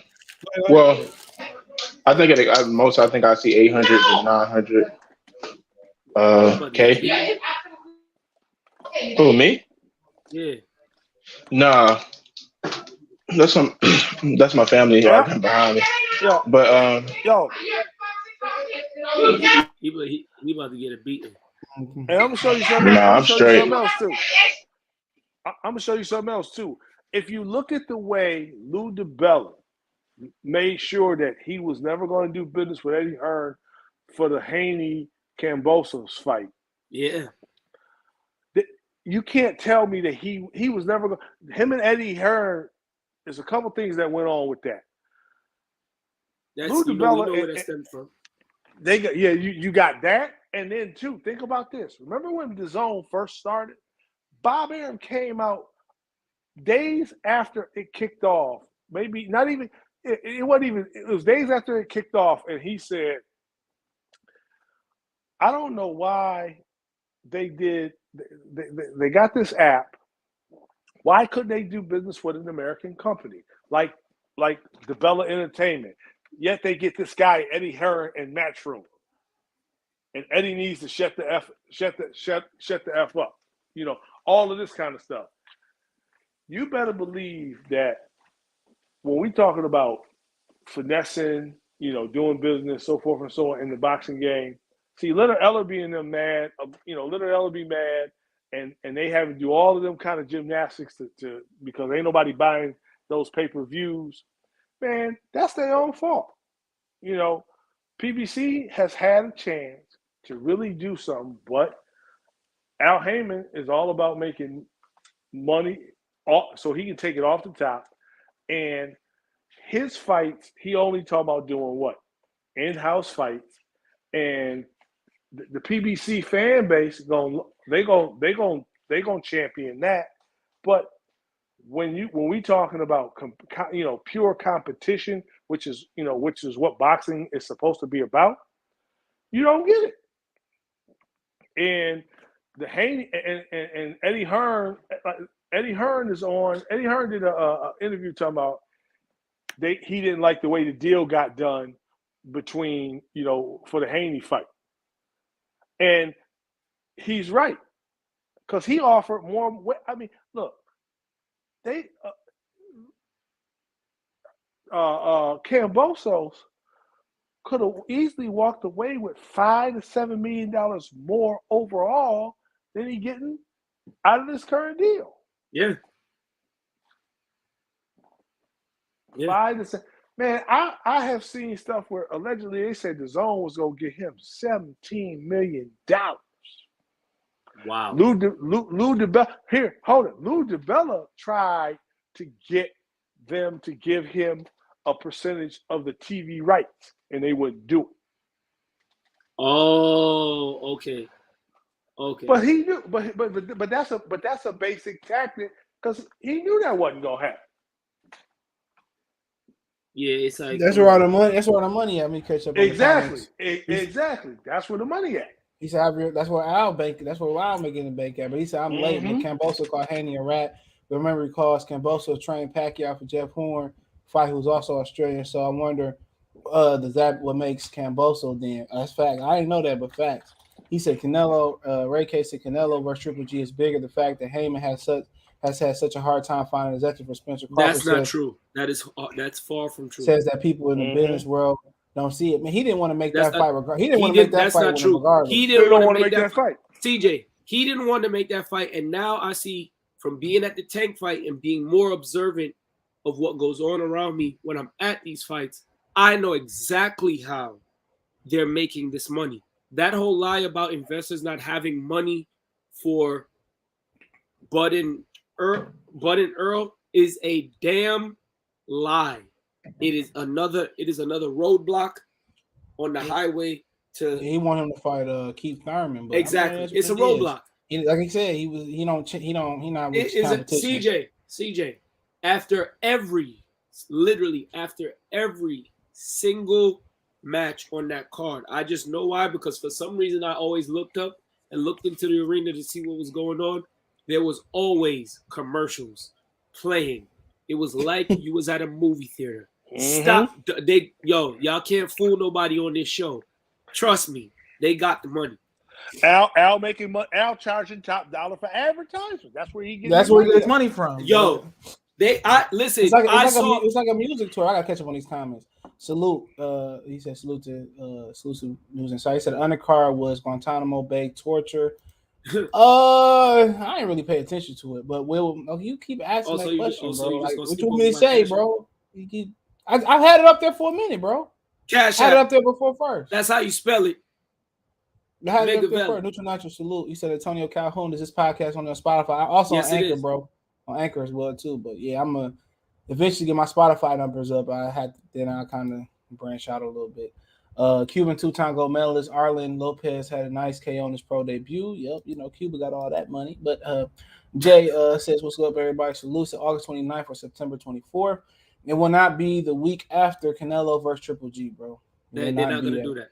Nobody wants to see 70-year-old Triple G. They shouldn't do that. 70-year-old Triple G, Bud and Spence, a much better fight. They're banking on the retention from the fans for the first and second fight and the Mexican fans. That's what they're banking on. But that was like, last time they fought? 2017. All the download. I mean, shit, you think it was just New York? Shit, you crazy. Shit, man, it is what it is. Yeah, the ones from LA, too. And the women like messing with them, too. Facts. That's why, I don't touch nothing down there. I was just down there. Hey, Cash Up, you can hit me up, CJ1313 on Sport the Channel. What is that rifle doing? That sounds like he shaving the pole. I told y'all Beaver was going to beat Canelo. I think I was the only one from Detroit that won money betting. Yeah, I wasn't betting on that shit. You crazy. That was a toxic bet. That's it might happen if not September 7th. Canelo fights September 17th. So they're not fighting no time in September. Yeah, they're not gonna jump. Vegas not gonna let them jump that fight, and they're not gonna come after that fight. If anything, remember, y'all, it's politics that go along with boxing too. Yeah. So if anything, I would say it's probably gonna be sometime in October. I hope it's November. I'm thinking November. As Caliber starting to charge top dollar around this whole man. Shit, I might stay at the Howard Johnson. It's like, no. If I'm on vacation, I'm staying somewhere nice. I ain't gonna lie. The room ain't gotta be all that. Ain't nobody staying nowhere, no trash ass. I mean, if your money funny, cool. I mean, you're really just gonna be shaking and moving anyway. But as long as my shit gonna be there, I like staying at the resorts in Vegas. So Mexicans are getting tired of Canelo like the rest of us. He didn't go out and fight. He just went out running. Yeah, he didn't have no damn. He didn't have the skill set to, people thought he on Floyd. He was gonna slip on the inside and beat Floyd on the inside. He's not an inside fighter, bro. A lot of people thought that he was gonna be a mixture of Floyd and James Toney, and they got a rude awakening. No, I can see why they say James Toney. He's more of a plotter, but he don't have the skill set. He don't roll shots either. Yeah, he ain't even an outside fighter. He's a pocket fighter, bro. That's what he best literally. At. He's a pocket fighter. James Toney can outside, inside. James Toney was stick on you. Toney, yeah. He's going to Hall of Fame. Shout out to James Toney. He says, "What's good, CJ? We in the building. Salute." He said, "Rumor on the line is the fight is at the MGM Grand in November. Just now. I already know that. I know they weren't doing no football stadium, nigga. They ain't doing no Death Star. You must be crazy. They about to charge. He said it's gonna be at the MGM. He said it's gonna be at the MGM Grand. No. I'm just saying they wasn't gonna do no Death Star. Hell no, bro. They don't believe it. He about to ham them. I just got a preview. Hold on. He gonna ham them niggas for $1,000. If you don't get your tickets right when it pop up, or you don't have nobody go on or have nobody go and get your tickets, bro, you about to be paying $1,000 to get in there, bro. Listen, if y'all behave the way I behaved on the Javante fight, y'all gonna be in for a rude awakening. Oh, everybody know that, bro. Because guess what? That Javante fight was a preview, CJ, of what's to come if that fight get made. Man, they've been doing it though, bro. That was egregious. What happened last weekend? Y'all could ask CJ how tight I was when I called him. Yeah, that shit about to be like you're gonna have to have somebody in the line, bro. You're gonna have to be online. Your best bet probably is buy as many tickets you can. CJ, every computer, every device you get. CJ, I forgot to mention one thing. Do you know they closed the box office early at the Barclays too? Now I went down there and got a ticket when I was there. Listen, for the Tank fight, they closed the box office early. They was going through resale. They was going through the resale sites then. Yep. So yeah, you're gonna have to have somebody standing in line for your shit, bro. I'm telling you right now. And somebody standing in line for your shit. And you're gonna have to have, you might as well, man. If you do got $1,000 on deck and you can't get the tickets at face card value, you might as well buy like 5 or 10 tickets because you about to turn that 1,000 to like 30,000. Real talk. Facts. You definitely gonna make you a little profit. You buy you a little car. What's good, Joe? No. He said, "Was this the right shorty?" Yeah. In the comments. Hold on. He said WBO just mandated Jamel and Tim Tszyu. We all knew that was coming. We knew I wouldn't even for what? Unless they paying me $10 million to go fight them in Australia. That makes no sense. Wow. We need the fight is May. Spence all of a sudden mentioned Bud and fighting. Come on, sign a contract. They said he wasn't even no contract sent to them. WBA Jamel has 20 days. Jamel just dropped the belt. It makes no sense. Mm-hmm. The announcement on Juneteenth, that'd be funny as hell. They both come out eating Juneteenth ice cream and shit. Let me say now Usyk in 8th and 9th round. Popeye's chicken sandwiches. He said, man, bro, I would not buy that fight, bro. that Popeye's chick come out neither. I mark my words. I would not spend a dime on that. They did that. Jerry She Rice gonna, was she so gonna be like my disappointed. special recipe. But Jerry Rice out there, that was so disappointing. He's Ivory Logan. Let me say, there's not Usyk in the 8th or 9th. Robert can't train the whole out of AJ. What do you see, bro? AJ might be the king of second looks. Yo, Javier, it's funny for that. He It's left with funny James for that. Toney. Watch it close circuit for 150 at Manly Bay at Lexor. I mean, yeah, you could. Like, I still might just go for the environment if I don't get a ticket. But more than likely, bro, I'm probably gonna get a ticket. CJ, I got me an idea because I'm gonna be in Vegas for it. I got an idea. I'm gonna run it by you. Durag Shorty, you involved in this too. If it's in November, that's perfect, bro. Let me hear it. I can't. I don't want nobody stealing my idea on the show. No listeners. You know the ops be listening. Yeah, in private, I'm gonna just go ahead and I'm just gonna go ahead and I'm just told Town that if we gonna both sit, I'm gonna have my boy go down there though. I'm both gonna sit there and we get the tickets. I'm just gonna shoot them the bread. But if we both get tickets, I'm flipping them bitches, dog. I ain't gonna lie to you. I'm flipping them. Yeah, I'm gonna flip them. No, make them flip. But like I said before, people talking about this fight big. I mean, I don't really care about Triple G and Canelo, but I mean, I did after Triple G lost though. After he lost, you know, Canelo. I mean, it's gonna be a solid fight, but I didn't know people keep saying like Canelo lost the first fight. I mean, the second fight. How? I was just trying to figure out like how, bro. Canelo outboxed that fool for like the first 6 or 7 rounds. Like, bro, and they said I can't even say this, man. Like Triple G don't even deserve a rematch. Once you hear what I got to say, and I'll tell you on the private. Please, if I remember, like, he don't even deserve it. Just type it in the private chat. Nah, Robert Garcia is going to have this AJ sparring Mikey. Mikey might knock his ass out. Bo 35 and fall down. I mean, that was the whole point. The right to slow it down, to slow him down. But like I said before, you know, once if Bud wins, it's gonna be a whole bunch of excuse making. I ain't gonna lie, Errol body 38 years old though. I mean, might be older than that. I mean, but look at Canelo Triple G. They fought twice, and it was no definitive winner, bro. Never. Like if Canelo don't knock him out, I'm gonna say my favorite slogan: it don't count. If Canelo don't knock him out, it don't count this time, bro. At this point, I mean, the fight there would be more sales. There'll be more sales on this fight if Canelo was fighting Adrian Broner. Yeah, I said it. Like I said before, like he come back July 23rd. Like who cares, bro? But if he don't get him out of there this time, bro, I mean, at least make him scrub the ground, my nigga. Like, bro, he got to knock this man out, bro. And like if you really think Canelo about to stop Triple G, that means these 8 pounds is gonna make Triple G look like a lineman. Old and sluggish. Right. Man, no, that might bring him to life too, though. I don't think so.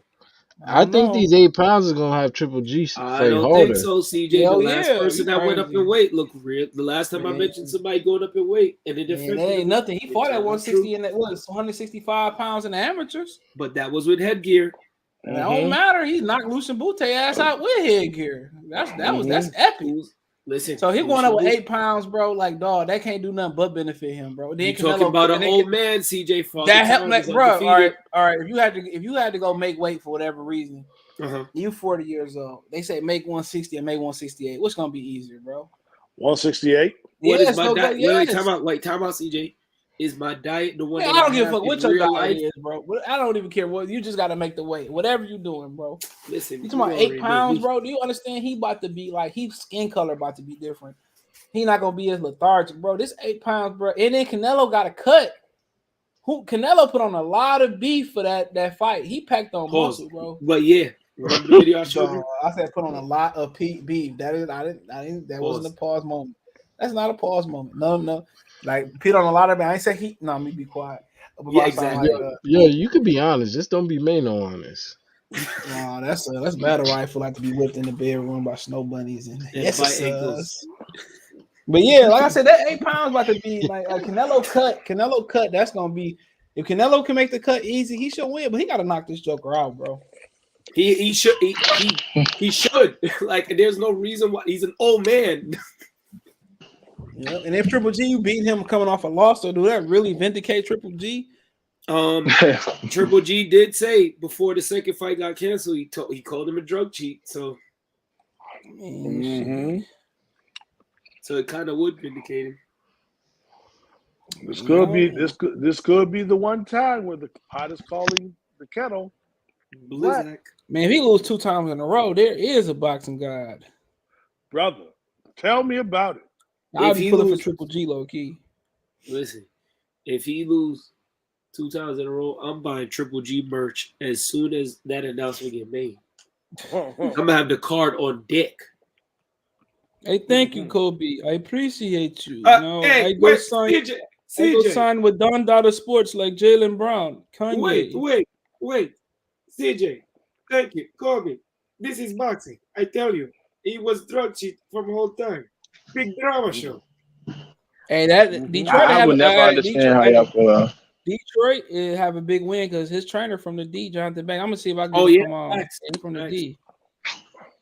I would never understand how y'all pull out those Russian accents. I can't do it. I mean, It's easy. It's easy, Battle No, Lion Rifle. Killer's First things first, you Lion don't Killer's the bite funniest ankle. shit. Lion Killer's the funniest shit. Yo, why you say that, Battle Rival? No ankle biting on show. But I'm gonna be honest. Let's stay on cold. Let's stay on topic. And you drink slowly. I'm gonna be honest. I don't like this particular YouTuber, but he do accents perfectly. But ego, when he be imitating Triple G, like yo Max, I swear to God, I'll be crying laughing when he do that. His brother named Max too. He probably used to call his brother Yo Max. Max. Nah, he be talking about Max Kellerman. Fuck Max. Fuck him. I'm talking shit. Shout out to Max. Ain't did nothing. Shit. At least he once backstabbing Andre Ward on HBO. Oh, yeah, like Jim, like, what's my man's name? Teddy Atlas. My man's supposed to be on my man's supposed to be on the Jim Zone. Lampley. Yeah, he ain't never come on the Zone. He was supposed to. And Harold Letterman too. Harold Letterman.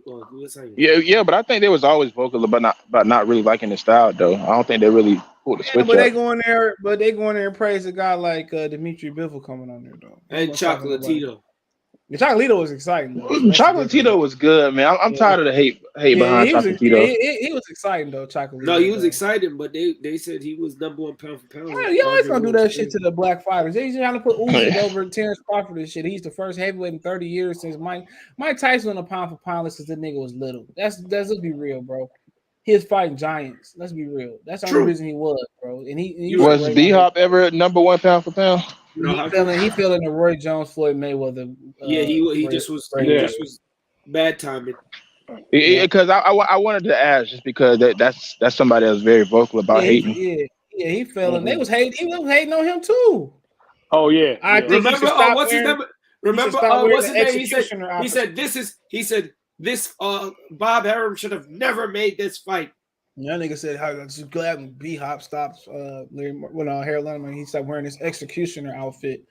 That shit was funny. He said they want to pretend like Bud ain't getting weighted outfit. Of course it did. Like, bro, once they fight, bro, and if Bud lose, it's gonna be like, oh, he was a great fighter and this, that, but if Spence loses, it's gonna be excuses gonna be flowing, bro. That's what it's gonna be. It's gonna be excuses after excuses after excuses. Spence is going to lose too. I mean, you never know, bro. They might just tell the nigga like AJ versus Andy Ruiz, just stay on your feet. You got to understand too what people are not talking about too. Even though Crawford can get the stoppage, you know what I'm saying? Errol Spence got a good chin and all that. They might just tell Errol Spence stay on your feet. Bare minimum, it's gonna be a draw. We're gonna run with that. You already know how they be rolling, bro. Yeah. You know, CJ, you read my mind. You gotta know the vibe. It's PBC. You gotta. Yeah, but they don't do that to Lomachenko. They don't do that when Canelo come over there or nothing like that. But they gonna do it when the brother come over there. Mark my words, bro. Like this, even if Crawford win or he knock him out or win, it's gonna be closer than you think it is on the scorecard. Of course, it's gonna look like a 7-5. It's gonna look like a 7-5 or a 6-6. Don't be surprised, but wait. Don't be surprised if, let's say, if Bud knock him out in the round that I like to always pick the 8th round. Don't be surprised if Earl up on the cards four rounds. Man, nigga, don't be surprised. Hey, Metro, don't be surprised they don't do that shit. Remember that when Lucian Bute fought that dude Andrade up there in Canada, and they gave that nigga like a 50 count, bro. A 50 count, bro. Like, they gave this nigga smelling salt, man. Go, man. I had put that on my you could have ate you a 10-pack of wings with the count that they gave that man, bro. Don't be surprised. With a fork and knife, nigga. CJ, who was it that they threw? CJ, who was it that the corner threw the towel in and the referee picked the towel up and threw it back? Oh, that was Yuri Foreman. That was Yuri Foreman, dog. That was Arthur. That was Arthur McCanny. That was Yuri Foreman and Cotto. That was in the Bronx at the Yankee Stadium. Okay, so I never seen that before. He asked the fighter. This dude was on one leg, bro. This dude had a torn ACL fighting Cotto. He asked the fighter after the towel came out. You want to continue? He's like, yeah. And he threw the towel back in the corner, bro. I swear to God, I would like, man, unless I got dementia or something like that, I would never forget that moment, bro, in my life. Man. Do you remember that moment when Marquez was beating the brakes off this dude? He got headbutted and he got a cut on his eye. The referee like, don't worry, you're still winning. You're still in the fight. I remember when Mikey Garcia quit versus Orlando Salidos. Mikey, look at your nose. Look at your nose. Look at your nose, Mikey. Because Orlando Salido started to come on hot in that bitch. That's why I knew that he couldn't do nothing with Spence, dog. He found the way out that fight. But Salido used to be cooking ass and taking names for a minute, though. People look at his record. He did it to Lomachenko. Remember he did it to Muammar Lopez. He started talking about how the referee was in gambling or the judge was gambling. That shit. Yo, Mikey Garcia fought Spence for a check. Remember, he had come off a $7 million payday on the zone, and he was about to get something close to that with the Spence fight. That's what that was. He ain't had no chance to win. No. He didn't fight the zone. He came off Adrian Broner. Was he Eastern? He didn't even want to fight Robert. He didn't even want to fight Robert Jr. He didn't. Metro. He beat Bunny. Vargas. No, he beat Bunny. No, that was after that, bro. He beat Bunny. Well, he came out looking good. Remember, he fought Robertson Jr. And he only fought Robertson Jr. Who expelled Robertson Jr. kind of? My guy that Shafikov. Comey didn't expose. It wasn't Comey. It was Shafikov. It was Dennis Shafikov. Was it Shafikov? No, it was not. He fought Comey before. No, Comey. He basically dominated. It was Fortuna. It might have been Fortuna. It was Fortuna because Shafikov was before Fortuna. It was Fortuna. It was a split decision. Okay, my bad. Yeah, he was close. It was Fortuna, but then he had because remember Robert Easter had called him out for like 3 fights in a row. And he only fought him when he looked shaky versus Fortuna, but he ended up fighting Vargas after Spence though. But he fought Robertson Jr. They had to put a pistol to his head to fight Robertson Jr. Yeah, he didn't want to fight him. He didn't want to fight him. Hindsight is 2020, but I still can't believe Devin Haney was making it seem like he was just gonna beat the brakes off Robert East. I'm like, dude, come on. Hey, now. Somebody asked him about that. What fight they was at? And they asked him about that recently. Like he said, he basically like, I ain't come here to answer that shit. That's basically what he said, bro. Because somebody asked him CJ, about that. I don't answer questions. The way Bunny looked before and get well to it before his outside accident happened. I don't know if Devin could beat that Robert Easter Jr. The last Robert Easter Jr. we seen was on fire. He was on fire. Was it the he looked like what fight was they? They must have been. It must have been at the Spence fight. I think it was. He said, "I'm not here to answer that." Yeah, he said something. Somebody told me. He said, "Yeah, I think it was the boxing boys." Like, man, them niggas be able. Them niggas talk to him any type of way, bro. I just walk away. That's my move, man. You're going to whip my ass because I say some shit. You just gonna have to beat the shit out of me, bro. And Devin not really as tall as people think because Robert Easter's really like 6 foot feet tall. Yeah. 6 foot, maybe 6'1". I don't think Devin could beat him. I'm sorry. Hopefully able to come back and box. But he said if Canelo don't do Triple G like Joe Smith did, Bernard Hopkins sent him out the ring into the shadow rim.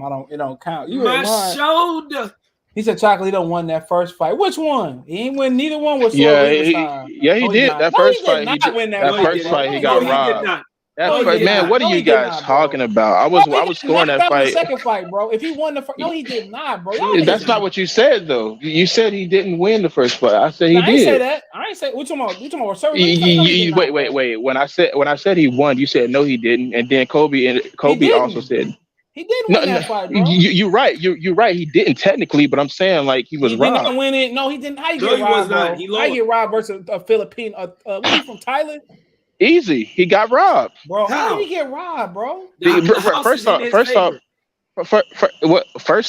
when I scored that fight, I had Roman Gonzalez winning that fight. The only reason what was your card? I can't remember. I think it was like 7-5. But the thing about it is, it looked so bad for Roman Gonzalez because he just kept getting headbutted. Like I literally, bro, what happened in the second fight, bro? Bro, that's not what you said, though. No, I'm just saying. What happened in the second fight? CJ, why are you doing this, bro? I want to know what's happening in the second fight. Bro, I guess he bit off a little bit more than you can chew against. That's not even the.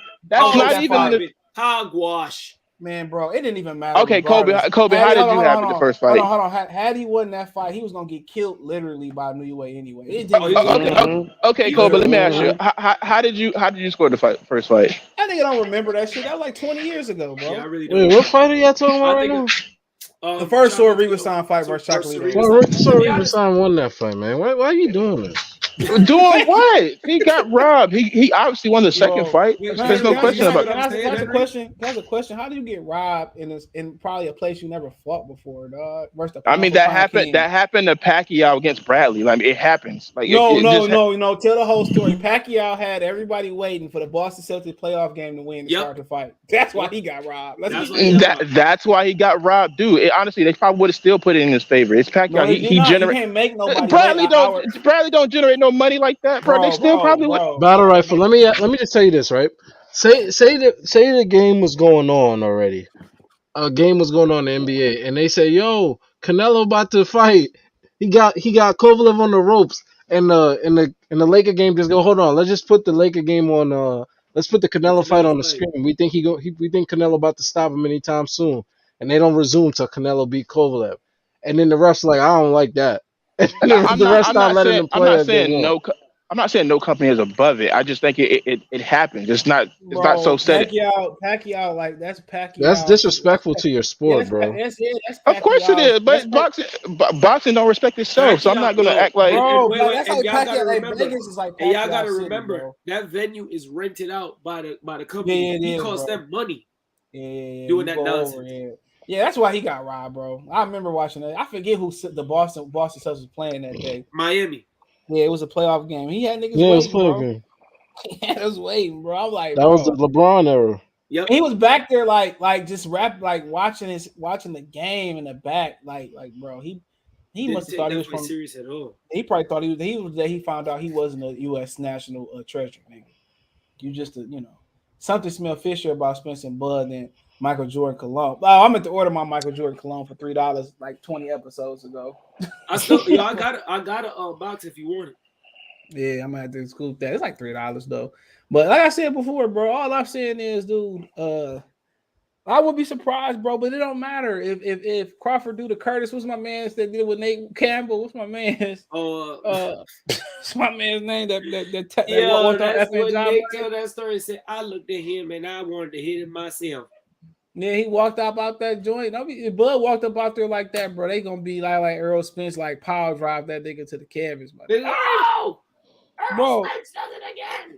You ain't lying. He looked at him and he knocked him out. Good God Almighty! Good God Almighty! Errol Spence scared him. You know how them niggas is, man. These niggas, man, like these different type of fans, bro. Pathetic, man. You think they're gonna throw a riot in that venue? No, black people ain't stupid. You can't do that in Vegas. You can't do that. They can't pull that shit that they pulled in the Barclays Center. Isn't that what happened with Bo and Galata? Wasn't that like in Vegas or something? Was that in Vegas? Yeah, when he kept low blowing him. That dude went to jail. Yeah, like bro, like even Shakur Stevenson that happened about his mama. They don't play that shit in Vegas, bro. I'll tell you that right now, bro. Like, especially if you like trying to get away on foot or on car, the way them lights is, bro, you ain't getting too far, bro. Them lights like 10 minutes long, bro. Y'all got to think about everything that's happened in Vegas. Outside of that, in recent memory, think about it. After a fight, Tupac Shakur was killed. You really think they're gonna let anything crazy happen in Vegas? Yeah, like bro, like on them damn, you really don't have nowhere to run. That's why he got his ass shot. That light was like 50 minutes. Y'all forget they had the shooting up there at the hotel out there in Vegas not long ago.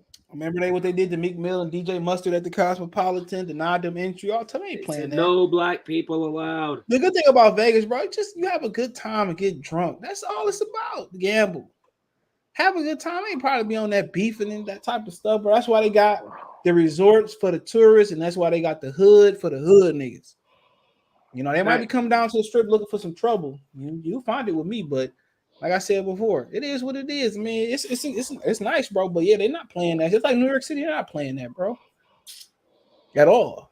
You know, go to you don't have, if you do something, where are you really gonna run to? If anybody been there, where are you going to, bro? Right. Like, where you hiding at, bro? It's literally you can like if you thinking about like fighting somebody or beating somebody up, it's a no go. It makes no sense. You have nowhere to run to. Hey, look, if they give Spence a draw against Crawford and Crawford clearly beat him, short of knocking him out, there won't be a rematch. Y'all know that. Man, you already know that. Metro, let me tell you something. I bet anybody anything. There ain't gonna be no damn draw. That boy going to I sleep. hear you. You never know. They might tell him to stay on his feet. I'll be trying to tell y'all. I ain't gonna lie. I could hit it. Stay on your feet, and we got you. That's what they did to AJ versus Andy Ruiz. Yep. Go see Andy Ruiz, 10 pounds of crab legs, 10 pounds of burgers. They said Andy Ruiz everything he liked to his hotel. He just couldn't resist eating. Imagine Eddie Hearn. Imagine they put in the contract you have to go on 3 shopping sprees a month during this fight camp. Remember Ricky Bobby when they was having Thanksgiving or seeing dinner and shit? That's Andy Ruiz table at his training facility. Bro, I think honest to God, when AJ got knocked down that first time, he was probably. I think the reason he had such a hard time getting. I don't want to hear that, bro. I don't want to hear your excuse making that right now. Like, Nah, I wasn't making no excuses. Go ahead. I think the reason it was hard for him to get up because all the muscles, bro. Like he had a hard time. I'm just saying. Dude. Like, why y'all gotta? Whatever, man. Because anyway, of all them muscles. So you never mind, bro. Honestly, I think it's harder for like bigger people to get.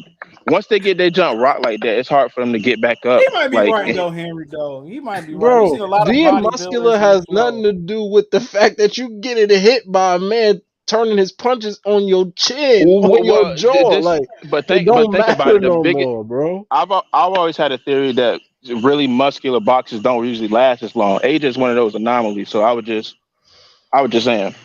Bro, what weight class are you saying muscular fighters? Because muscular fighters stop at like 60. So you're saying from 60 and up, they stop at 60. I mean, you probably got a point, but I was mostly talking about heavyweights though. He said Robert Jr. got a tendency of making himself small, getting hit. Man, he wasn't doing that shit his last couple fights. His last fight, he looked Robert Easter Jr. was on fire. Y'all didn't see that because that was on a unpopular card, but Robert Easter was on fire his last fight. Khalil got robbed in his last fight with Estrada. Yeah, I agree with that one.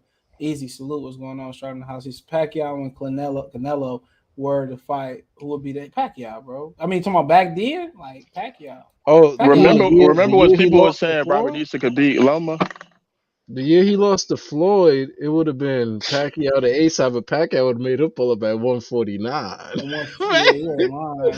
Pacquiao would have said, "Can you make 149?" That's why that fight didn't happen, bro. That's why that fight didn't happen. Canelo said, "I ain't selling my cheeks twice in a year. You crazy." That nigga, man. Like I said before, man, it's gonna be an interesting fight. But Bud, they probably trying to catch Bud slipping. He gonna be out the ring for a minute, but he don't stay out the gym though. That's why I wanted him to take another fight. What weight you think Bud walk around at, like on a regular basis? 160. I seen a nigga after he beat Ndongo. That nigga got up to like 180, bro. Him and Mikey both was around. He don't be looking big and is like when they be saying at that time he did. At that time, that nigga was kind of big, but that's how he had a long layoff between Ndongo and Jeff Hearn too, though. So I think, but what I 160, right? He probably don't get no more than 170. It's funny though, like it's real funny. Why does everybody? Hold on, if you look at him, he more bottom heavy than top heavy, bro. You want to know what's funny though? I understand. Hold on, but if you look at his legs, though, like Pacquiao, everybody look at Pacquiao being kind of small. That's how you look at Pacquiao legs, bro. First of all, Pacquiao has huge feet. His calves are diesel as hell. Yeah, if you look at Crawford, he's bottom heavy, bro. He's not top heavy. You want to know what's funny though? Like I can understand the rumors, but I never hear people accuse Crawford of being on peds, and the guy is shredded like all the time. So he's trying to start a narrative. Not a rifle. No. What's going on today? No, I'm not. I'm just saying. What's going on, man? I'm just saying it's real funny because it's one of those things. Like it's just like they would never accuse him of being on peds. So even though he's like has more body. Let me ask you this, battle rifle. I'm just want to put it to you this way. So This man has been like basically fighting for majority of his life. You start your career at 20 years old at 140. You win your first belt at 35 as an adult. So think about it. As an adult, you weigh in one time at 134 for 4 years. Then you weigh at 139 for another 5 years. Then you weigh at 47 for another 6 years, or 146 for another 6 years. How are you going to get fat when your body is never eclipsing 170? No, How I'm are you just not going to be saying though. muscular and your body's You never remember how eclipsing? everybody was bigging up Blu-ray, the strength and condition with Errol Spence, and they was like, "Oh, nah, he got one of them coaches." I'm like, bro, like it's just. I'm just saying, it's just real funny though how sometimes the boxing fans work. So I'm not accusing Crawford of being on peds. I'm just saying it's just funny.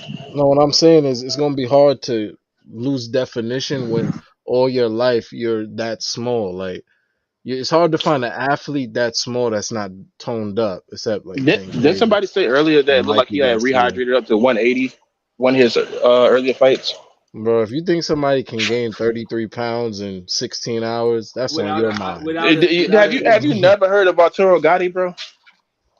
Like I said, if you think somebody can gain 33 pounds in 16 hours, that's on your mind. But if that's the That case. definitely can happen. Like CJ, what's okay, the next so topic? Battle rifle just in. I think battle rifle with them Fairly Odd Parents tonight. He just Cosmo, Wanda, yeah. That shit Wanda. on Nickelodeon. That shit on Netflix too. okay, watch the Triple G and Danny Jacobs fight again. Tell me you don't think this dude gained like at least 20 I to said 30 pounds in that. 33. I said 33. I think Okay, maybe not 30, but just at least 20 to 30 pounds in that fight. in 16 hours, right? Cosmo, Wanda. Yeah, battle rap. We be taking the discussion like all way off. Battle rifle be talking like people bodies is just sponges. Like I'm gonna eat 3 meals and I'm gonna gain I'm gonna gain a quarter of my weight. He said Spence lands his first punch on Bud. The ref is going to give Bud an 8 count. That should be hilarious, bro. Yeah, I 8 want my counts. money back. I You don't know, care. hey yo, you know this. If they do some old school stuff and be like, yo, we bring back the standing 8, but in trouble. But Yep. in trouble. Yeah. You ain't lying, They bro. say we bring Yeah, back the standing he 8, but gonna in give him a trouble. standing 8 for a low blow. Yeah, he gonna All them low he gonna blows he be yeah throwing. he gonna man he really gonna have to like bro be on P's and Q's though. But I think Spence bare minimum if Spence don't win, he not gonna let Bud stop him, bro. And he gonna tell Derek whatever trouble I'm in, don't throw that white thing in. Don't do it. Don't do it. You ever see Reprieve too? His daddy got to get up there and throw it in. Drago father Yeah, I was damn near about, no. jumped in I the was about to say, ring. you ever seen? Hey, look. Crawford gonna go out there and he gonna be disciplined and he gonna tag Spence all night fighting the discipline fight. And watch Spence gonna say, "Well, he ran from me all night long." But Errol, you did. That's why he gonna probably wrong. try to close the show on his ass. Watch what I tell you. He gonna try to close the show on him. I already know. He gonna probably be tagging him, but he gonna try to stop his ass. Errol Spence got good enough Hennessy out feet. He's not gonna be talking that you ran from me. Errol move. He might, but he ain't ever fought nobody. He ain't fought nobody. No. I'm saying Spencer's gonna say he's like, well, he was doing all that jabbing. But we he thought Triple wasn't G had engaged. good feet too. Until Canelo started dancing. Henry, I can see Spencer. He do got good feet. He know how to call out the ring. They gonna say Crawford ran from Golovkin. him. I'm talking about Canelo. He ran from Errol. He ran. Man, that's why Bud gonna go try to close the deal. I really think he gonna fight really high pace for Errol and then change his pace with him. I think it's gonna be. I think it's gonna be the opposite, bro. I think he gonna try to slow it down. He gonna slow it down and try to pick him apart, then try to step it up. But you might be right because that nigga's he's a competitor, bro. Fighting slow with Errol Spence ain't that good because he liked to fight. He liked to throw a lot of punches. So yeah, that's what I'm saying. That's he'll why win rounds off blocked punches. But the thing about it is, that's what he's just trying to. He probably just try to pick in between them. But like I said before, but he like with Amir Khan when they talking about he was fighting, he was a slow starter. He came out and stepped it up. So he might just he that type of competitor, bro. I don't think I don't see Crawford starting slow against Spence. I think he gonna. I mean he ain't gonna just he ain't gonna punch himself out or nothing like that. But I just think he gonna be like, all right, I've been waiting all this time for this. Let me handle my business. Metro, you know what I see? I'm gonna tell y'all right now what I prophesize. I prophesize Bud being in there, being real patient, and making Errol get comfortable. Errol gonna get real comfortable. Errol gonna think he ain't what everybody says he is. And Errol gonna get real brave. Same way Rolly got brave. And then he gonna get caught. And it's lights out. That's what I think's gonna happen. He gonna catch him and he's done. Click the next comment, CJ. I think it's gonna be I think it's gonna be a little tension in the air like Rolly and Tank. And I don't know. Oh, can I just tell you, CJ? I'm gonna just let you know this right now. I'm gonna let everybody on the panel know. The Barclays Center, you can hear a pin drop every round. After the first round, you can hear a pin drop. When Tank hit Rolly, the whole arena heard it. It sounded like a hammer hit a gavel. Like it was a thud. Like everybody heard it. I was up in the bleachers and I heard the and and all I see is him wilt into the ropes. That's what he's a PB gonna mess over Bud. I wish he fight would have pursued Bud and you don't company. worry about that tax. You got to knock him out. You know that. He said Greedy from Dallas, Texas, home of former welterweight champion of the world. Oh yeah, isn't wait, let me read. Greetings from Dallas, Texas, home of the former welterweight champion of the world, Errol Spence, who's really from Brentwood, New York. Man upside down, man turned over. Apple turnover. Apple turnover. CL. If he win, bro, you know they gonna be talking cash. I danced with BZ Season. He caught a little case. I thought he had touched Errol while he was training or something. Yeah, he might.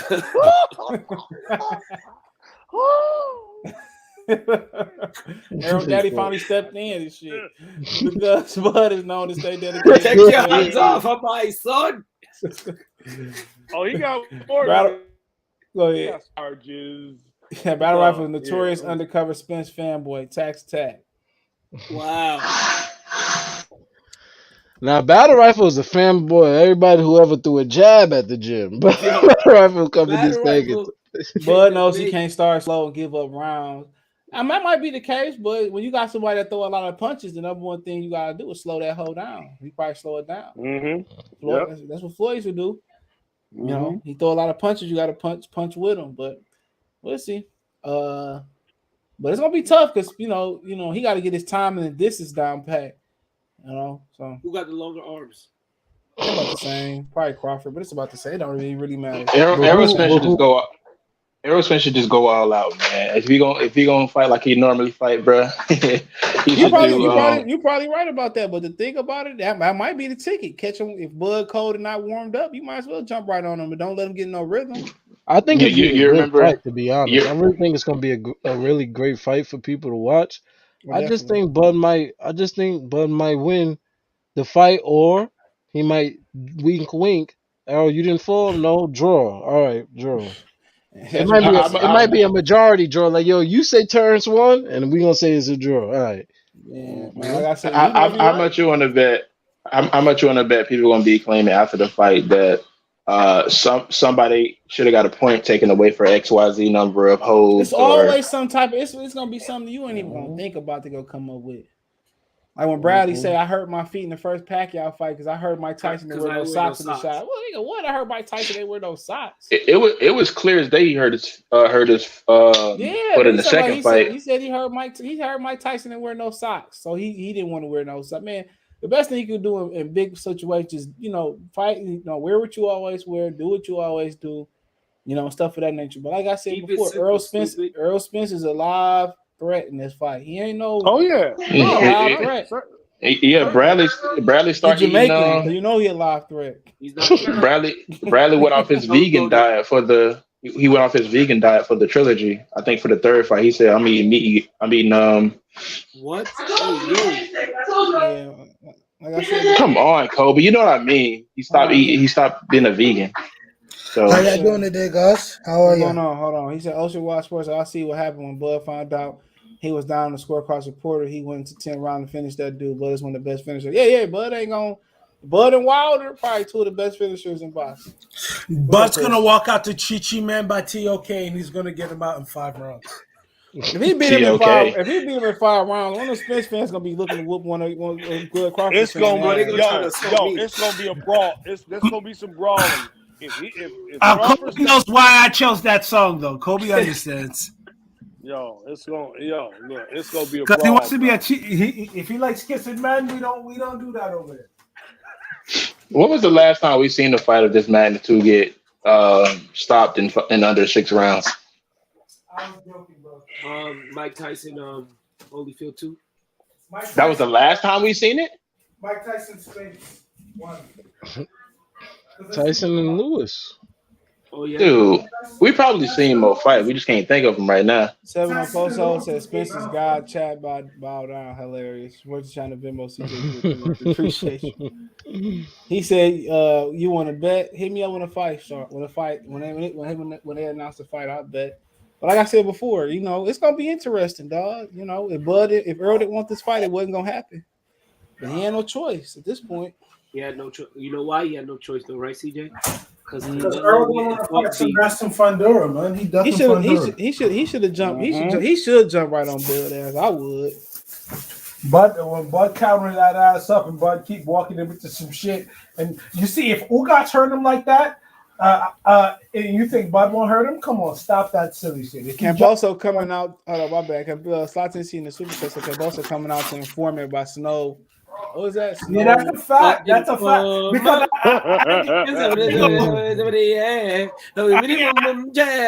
I ain't gonna hold you. If what Kambosos saying is true about Devin Haney, he a bitch ass nigga for that. Hell no. No, he's not. Hold on. Wait. Hold on. So you mean to tell me you don't want to fight me? And we know you're not gonna fight me. So you about to go fight an unknown mandatory in George Kambosos, and you think I ain't about to talk greasy about you to somebody? Like I owe you a friendship because we born in the same country, 4,000 miles apart. Yeah, exactly. What? You live in Brooklyn. I'm in Vegas. How somebody from Oakland gonna be loyal to somebody from Brooklyn, New York? It's not talking about loyalty. Why are you talking about stuff? Because you won't fight me. Because he won't fight you. Won't fight me.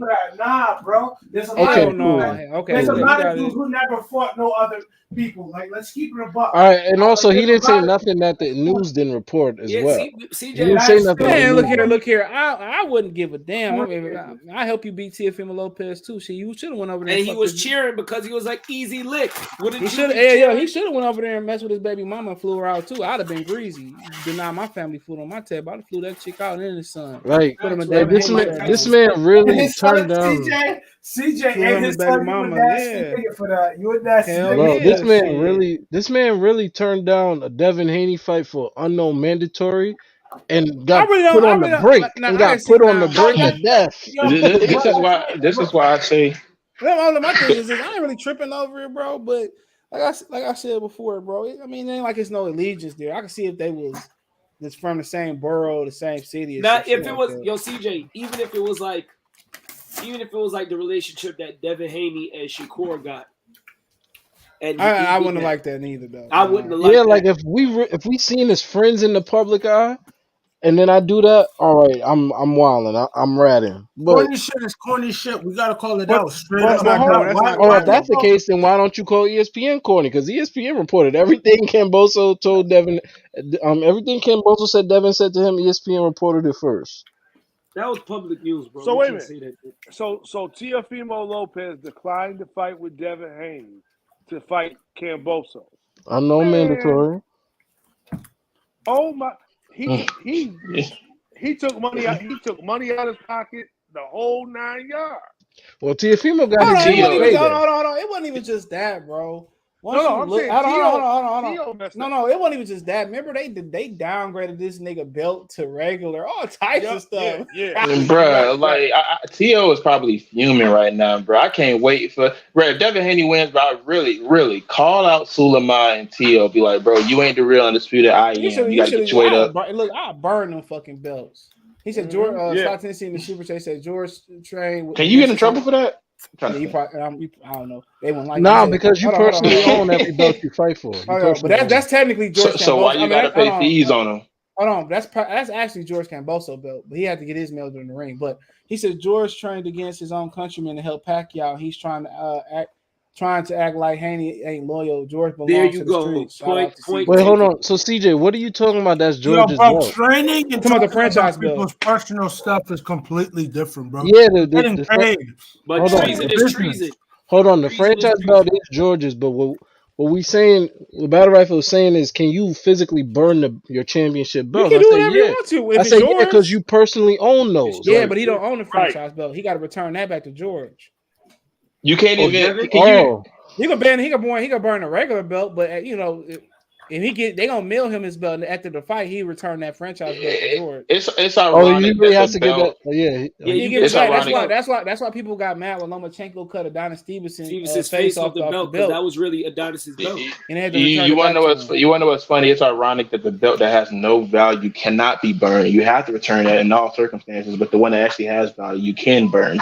That's ironic. Why was Tory Lanez sitting Mhm. next to Why was Tory Lanez sitting next to Sure. Madonna at the tank fight? Bro, that nigga nasty. What happened? Tory Lanez was sitting next to Madonna at the No, tank no. fight. I see some dark skin swaggy guy next to Madonna.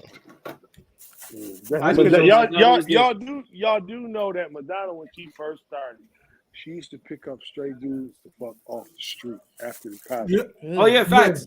Yeah. Nasty Michigan girl. What's good with you Midwest niggas? Yeah, I'm good on that, bro. You good on that, bro? She look crazy. I'm just saying. All I'm saying is, Basquiat was swimming in that. How stupid is Teofimo Lopez Sr. and Jr. that you turn down a fight where Eddie Hearn is gonna give you? He would have paid them more money. That's Bob Arum, bro. Bob Arum don't like Eddie Hearn. We can't front like Bob.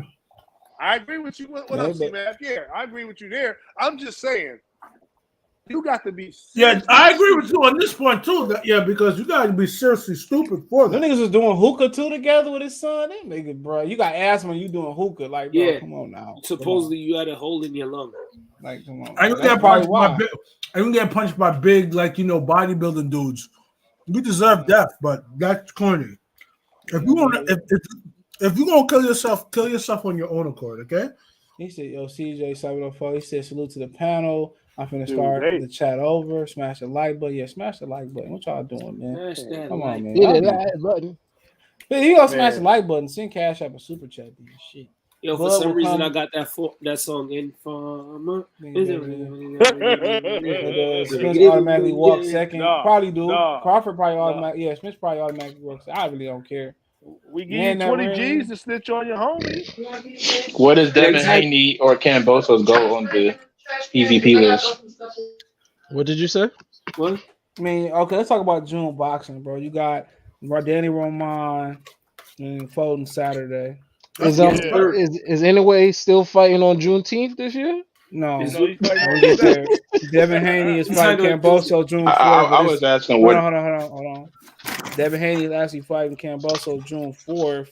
So that's going to be Sunday in Australia, but Saturday, I think it's going to be prime time. 11 p.m. At ESPN 11 p.m. I knew you are fighting 3 days later. That's what, Tuesday, right? Yep. No way. Yeah, whatever. Donaire, Better BF and Joe Smith Jr. June 18th. The winner of that be fighting Anthony Yard October 22nd, according to Frank Warren. Anthony Yard's funeral. Hey. Yeah, And then if he dies, he dies. June 18th is Juneteenth. What if Joe Smith beats Artur Beterbiev? That it can't happen. A funeral. He will not. It's still a funeral. I'm going to his funeral. I'm wearing all black. Still gonna be a funeral. I think Anthony y'all can beat Joe Smith Jr. You might be right. You got a better chance. That's a fantasy matchup. But Better BF. Yeah, then they trying to put Joshua Buatsi in there with Dimitri Bivol. Yeah, then Virgil Hunter just said that he wasn't ready. Yeah, Buatsi is not ready. I'm sorry. He about to get in. He might pull it off. They should come on, CJ. I mean, CJ, I finished. He might pull it off, but he should go over there and fight. He should fight the Gilberto Ramirez. I might think about going to that fight if he fought Beef on LA. Zudo? I think about that. Yeah, that'd be a good fight. Man, Zerno ain't that good. I want Bivol to beat He him. big as shit though, bro. He big as shit. He is big. I hear you, but he went and life and death slow. with Jesse Hart.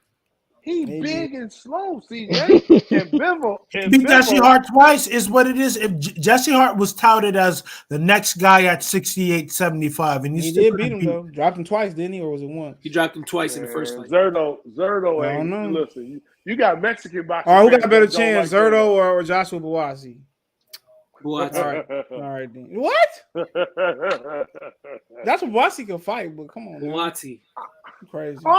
Hey, Bossy got some skills, but he just, he needs some more. He got some more time though. Yeah, he needs to move his head, bro. He needs to have a little bit more faith in him.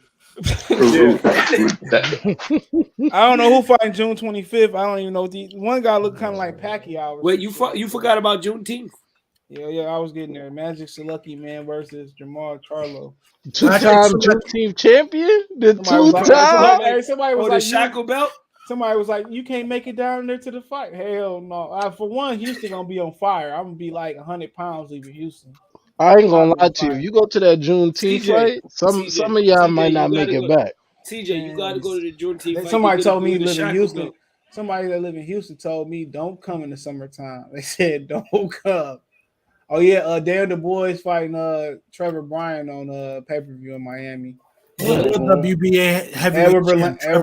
That's June 11th. Then Berlanga fighting that same day. I'm gonna be at the Berlanga fight too. Don't fuck it up neither. Don't mess it up. Why you do that? Why you block out? Up. Don't be like, oh shit, Fat Joe, nigga, you hoe ass nigga. Oh, did that say Charlo Montiel too? Yeah, Frank Martin and Raisha Aleem, he fight Mike Plain. That's actually a good fucking card though, bro. Frank Martin can fight, bro. I'm telling you, he's a sleeper at 135. A lot of people don't talk about it. No, he ain't a sleeper. He just ain't popular. And then Raisha Aleem is fighting Mike Plain. That's gonna be a good ass fight, bro. Yeah, that's gonna be good. It's gonna be good. I think Raisha Aleem is a beast too. Yeah, he's from Saginaw. I think he's from Saginaw. He's from He's from where the Lakers' new head coach is from, I believe. Isn't Draymond Green from Saginaw too? Yeah, he is. I get them. Greg, my boy Greg Abbott, he's from Saginaw. Quick, he's from my bad. Raisha Aleem from Muskegon. I get them shits mixed up all the time. I've been all. I'm survived fighting. Does Shushu fight on the Top Rank? Who? Yeah. I thought you were at that. Oh yeah, Majran Akdama lived. The other one to hold the other two belts from Steve Golden belts at no. Yeah, him. He held the other two belts, the IBFWA and Steve Foden hosts the WBO and the WBC. He be fighting Ronnie Rios as mandatory June 25th in San Antonio, Texas. Bam Rodriguez be taking on Sarak Sora Rivastan. So Rivastan that Battle Rifle be hating on. Then also Julio Cesar Martinez be coming back versus Nick Williams Arroyo. That's be a good fight. And the best person with a mic, boxing analyst on the the one that be in the corners and stuff. Not undisputed. Like, Jessica McCaskill is the best person on the mic. Period. When you talk about it's Alicia Bumgarner. Facts. She's no offense. No, I haven't heard. I know. Like Jessica's levels better. She's the best that I like how she breaks shit down. Alicia is just like I'm not talking about like Roy Jones or she better than the whole Showtime group, but I'm talking about the person that be in the corner and shit like that. You know what I'm talking about? Yeah, the correspondent. Yeah, correspondent. Thank you. She not bad looking either. She just you ain't lying, boy. Shout out to her. Shoot, Maurice Bria, she fight. Oh, that's July. So I mean, June pretty good. Maxeo is fighting Ray Vargas in July. Oh, that's a good fight. Yes, sir. Oh yeah, Maxo's supposed to give me a drop, man. What happened, bro? No offense. What happened? Anthony Joshua against Usyk. It says I don't think he wins, bro. Because if you have Robert Garcia, bro, man, you could have got Joey Gamache, you could have got anybody else, but you got Robert Garcia. No, you could have got John David You Jackson. AJ loving fan, you better be happy with Robert Garcia. I know I'm pissed off with Robert Garcia because at the end of the day, AJ needs to find a guy that's gonna want him to walk through, dude.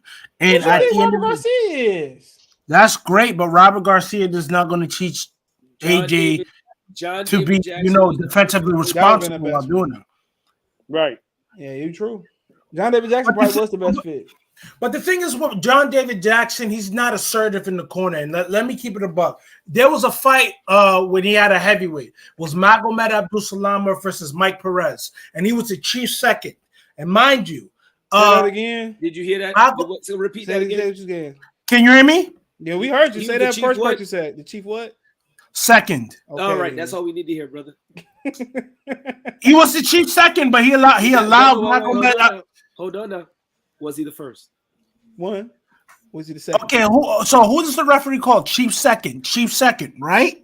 So you're the head coach. Oh, coach, my bad. I'm thinking that you meant like, you know what I mean. No, not the assistant. He was the chief. Yeah, okay, you got it. Go ahead. So at the end of the day, one thing about John David Jackson, he can tell you everything, but like if you don't follow it, he's not going to be on. Do you think? Sometimes, time out. Do you think his temperament? Does it matter? Wait, so you want him to be like Ronnie Shields when he slapped the shit out of Jamel Charlo? No, come on, niggas yell all the time. We're not talking about that extreme. Hold on. Yes or no? When AJ got knocked upside his head and he was like, "Why am I here? What's going on? Why do I feel like this?" He needs somebody to talk him through and calm him down. John David Jackson has a calming temperament. Yeah, you can't bring no dog out of AJ, bro. If the dog ain't in him, bro, I mean, the dog not in him. You need somebody to keep him calm. But the dog left him when Klitschko hurt him. Yes, I don't know what happened in that fight. The dog left him. You know what happened, CJ? Okay, his inner spirit went. Let me tell you this about David Jackson. Though I like him as a trainer. He's a very good trainer, but it seems like his fighters don't respect him for some weird reason. Because every Russian fighter he's had, like they've always been on some they don't listen. That's what it is. They just don't listen. Clarissa Shields listen, bro. I feel you, but like I was saying, at the end of the day, if I'm John David Jackson, if them Russian dudes are in my corner and they're not listening, I'm kicking them out the camp. I would let's keep it a buck. Buddy McGirt gets the best out of Sergey Kovalev because he commands respect. Like Callum Smith has looked a lot better under, Buddy McGirt because he commands respect. If you're not going to listen to him, you're not going to, be training under him. And the thing is with John David Jackson, is he a skillful trainer? Of course. He's a damn good trainer. When Kovalev listened, Kovalev was beating Andre Ward. But I think, especially when you hear someone like Nate talk, who was also in that camp too and witnessed it, Kovalev thought that after the B-Hop fight, he didn't need to listen anymore and he was on his high horse. He still was getting good direction. It's just that he just refused to listen. So refusing to listen. But let's look at it like this. It's just that Kovalev was fighting opposition that couldn't beat him. I feel you on that. But like, there's a lot of dudes that if my thing is with David Jackson in terms of training, that dude is phenomenal. He's a damn good trainer. He knows his boxing. Like, let's really look at it. Trainer for trainer, who's a better trainer, Virgil Hunter or John David Jackson? John David Jackson. But at the end of the day, let's look at it. Randall Bailey was losing to Mike Jones when he didn't have to lose to Mike Jones. It had to be the assistant to coach and like cheer that dude up, knowing that hey, at the end of the day, like sometimes everybody don't need a motivator though. Like not everybody needs a motivator. That's my point, bro. Virgil Hunter's a better motivator.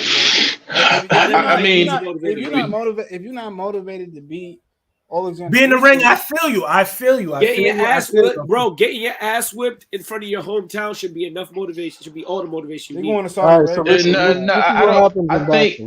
think if you paying, go ahead. Go ahead, Battle Rifle. Then Henry, go ahead, because I gotta go. I think if you paying your trainer at least good amount of money, he should be able to motivate you as well. No, that's not true. Because if you need motivation, go to church or something. I mean, some people do need a good motivator, but you're not gonna get a complete package. Some people can motivate you and not tell you what you're doing wrong too. Of course, but it's easy to give up on yourself in a fight because you're getting beat up. You might be right though. No. Listen to Malik this. Malik Scott was a great motivator for Deontay Wilder. Did he coach him? Did he change anything? I don't think he could change anything. But go ahead, Harry. But but I feel where you're coming from with. Hold on real quick. But Robert Garcia has a track record of modifying fighters and being successful. Him and his father. But go ahead, Henry.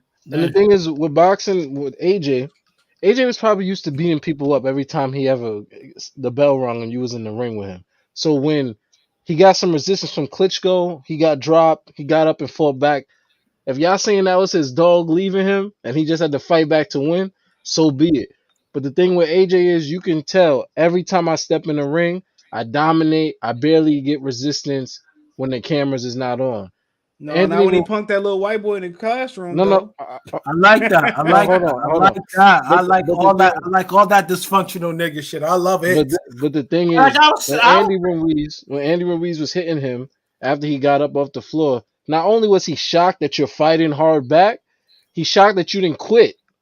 Like he really thought he was hit on the top of your head like that, bro, by a big punching fat dude who's fast. Like you were like, oh, whoa, what's going on here? Because think about it, everybody talk this chin talk. The first knockdown, he got hit on the top of the head, bro. Like, yo, once you get hit in your temple, bro, that takes a long time to recover from that. Like, that's not your chin. Your chin's not on top of your head. I keep trying to tell people this. It is what it is.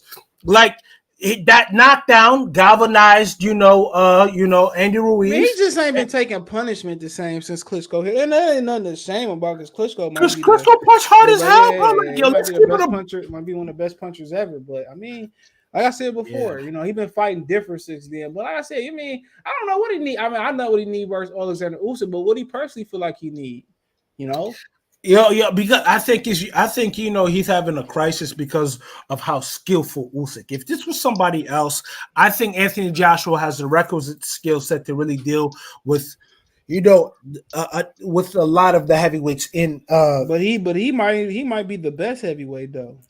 Who? Usyk. I think so, bro. I ain't even gonna hold you. I think so because think about it. Let's look at it. Chaz Witherspoon and the Derek Chisora fight, he didn't look good. But like, hey, this fight, he knew that. Hey, if I'm not he put on like 10 or 15 more pounds too, bro. So I feel you on that one. But he knew that if I'm not good against Joshua, I might get hurt here. Because let's look at Usyk's face after that fight. He still looked like he got, chopped up bad by Joshua. Joshua wasn't just, not throwing punches. He was landing. It's just like, Usyk was just quicker to the draw. But if we really want to keep it objective and a buck, it's just the skill gap. It's not that, Anthony Joshua. What you do when somebody got a better skill gap? Make it up. You gotta make it up. You gotta make it up with aggression. You gotta make it up. You walk to him, but at the end of the day, when you got a guy who has good legs, good head movement, and who can rock you. Hey, yo, pause. You got it. I walk right into that. No, Henry. Henry, thank you for keeping me sharp, brother. Thank you. Thank you for keeping me sharp. From a fellow New Yorker to another New Yorker. But when you have somebody with good defense, good legs, and he just like overall better skill set, what can you really do when you've only really been boxing since 18, and this guy's been boxing since 15, international amateur, gold medalist, just like you. But literally, everyone he's faced, he's bust. He's busted ass. Like, think about it. He's the only cruiserweight champ to go to everyone else's backyard and beat them comprehensively on points or stop them. Let's keep it a buck, bro. He's never won a title at home. You not understand? That's true, but he had a close you know how nice he had a close one with Meters Bridge, but Mars Breeze is nice, bro. Let's keep it a buck. Mars Breeze is nice. Pound for pound, that dude is super duper nice. I think Mars Breeze would beat up Lawrence Okolie. He's the best cruiserweight in the world after Alexander Usyk. But you also got to remember, Mars Breeze's limbs aren't as considerably long as AJ. Pause. But like. So meaning that he's able to touch Usyk. Mind you, AJ, when he throws that jab, is going to have to retract a farther distance back to him as opposed to Breedis. And also Breedis has been fighting longer than AJ. I think it's just simply a skills gap. And I think AJ's trying to overcome that skill gap. I don't think he chose the right guy though. Because at the end of the day, what other guy would you gonna choose? To be honest, Joey Gamache. I say Joey Gamache, right? Because at the end of the day, Lomachenko and Teofimo, right?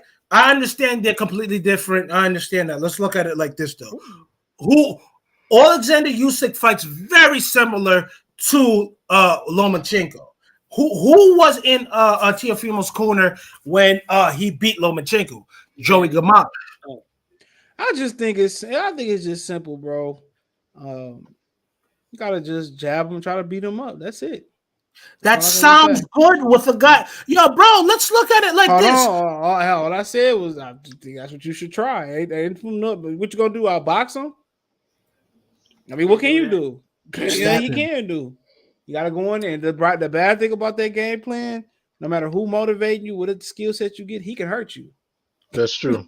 He understands how to leverage. He actually understands how to leverage bigger fighters too, bro. Let's look at it like this. He actually hurt Derek Chisora in the 7th round. He could have stopped Derek Chisora. Let's keep it a buck. He actually could have stopped him. I heard he fighting. What's my man's name? Kanowski next. Adam Kanowski. Chisora. Chisora gonna clip him, bro. Chisora versus Baunaki. 50-50.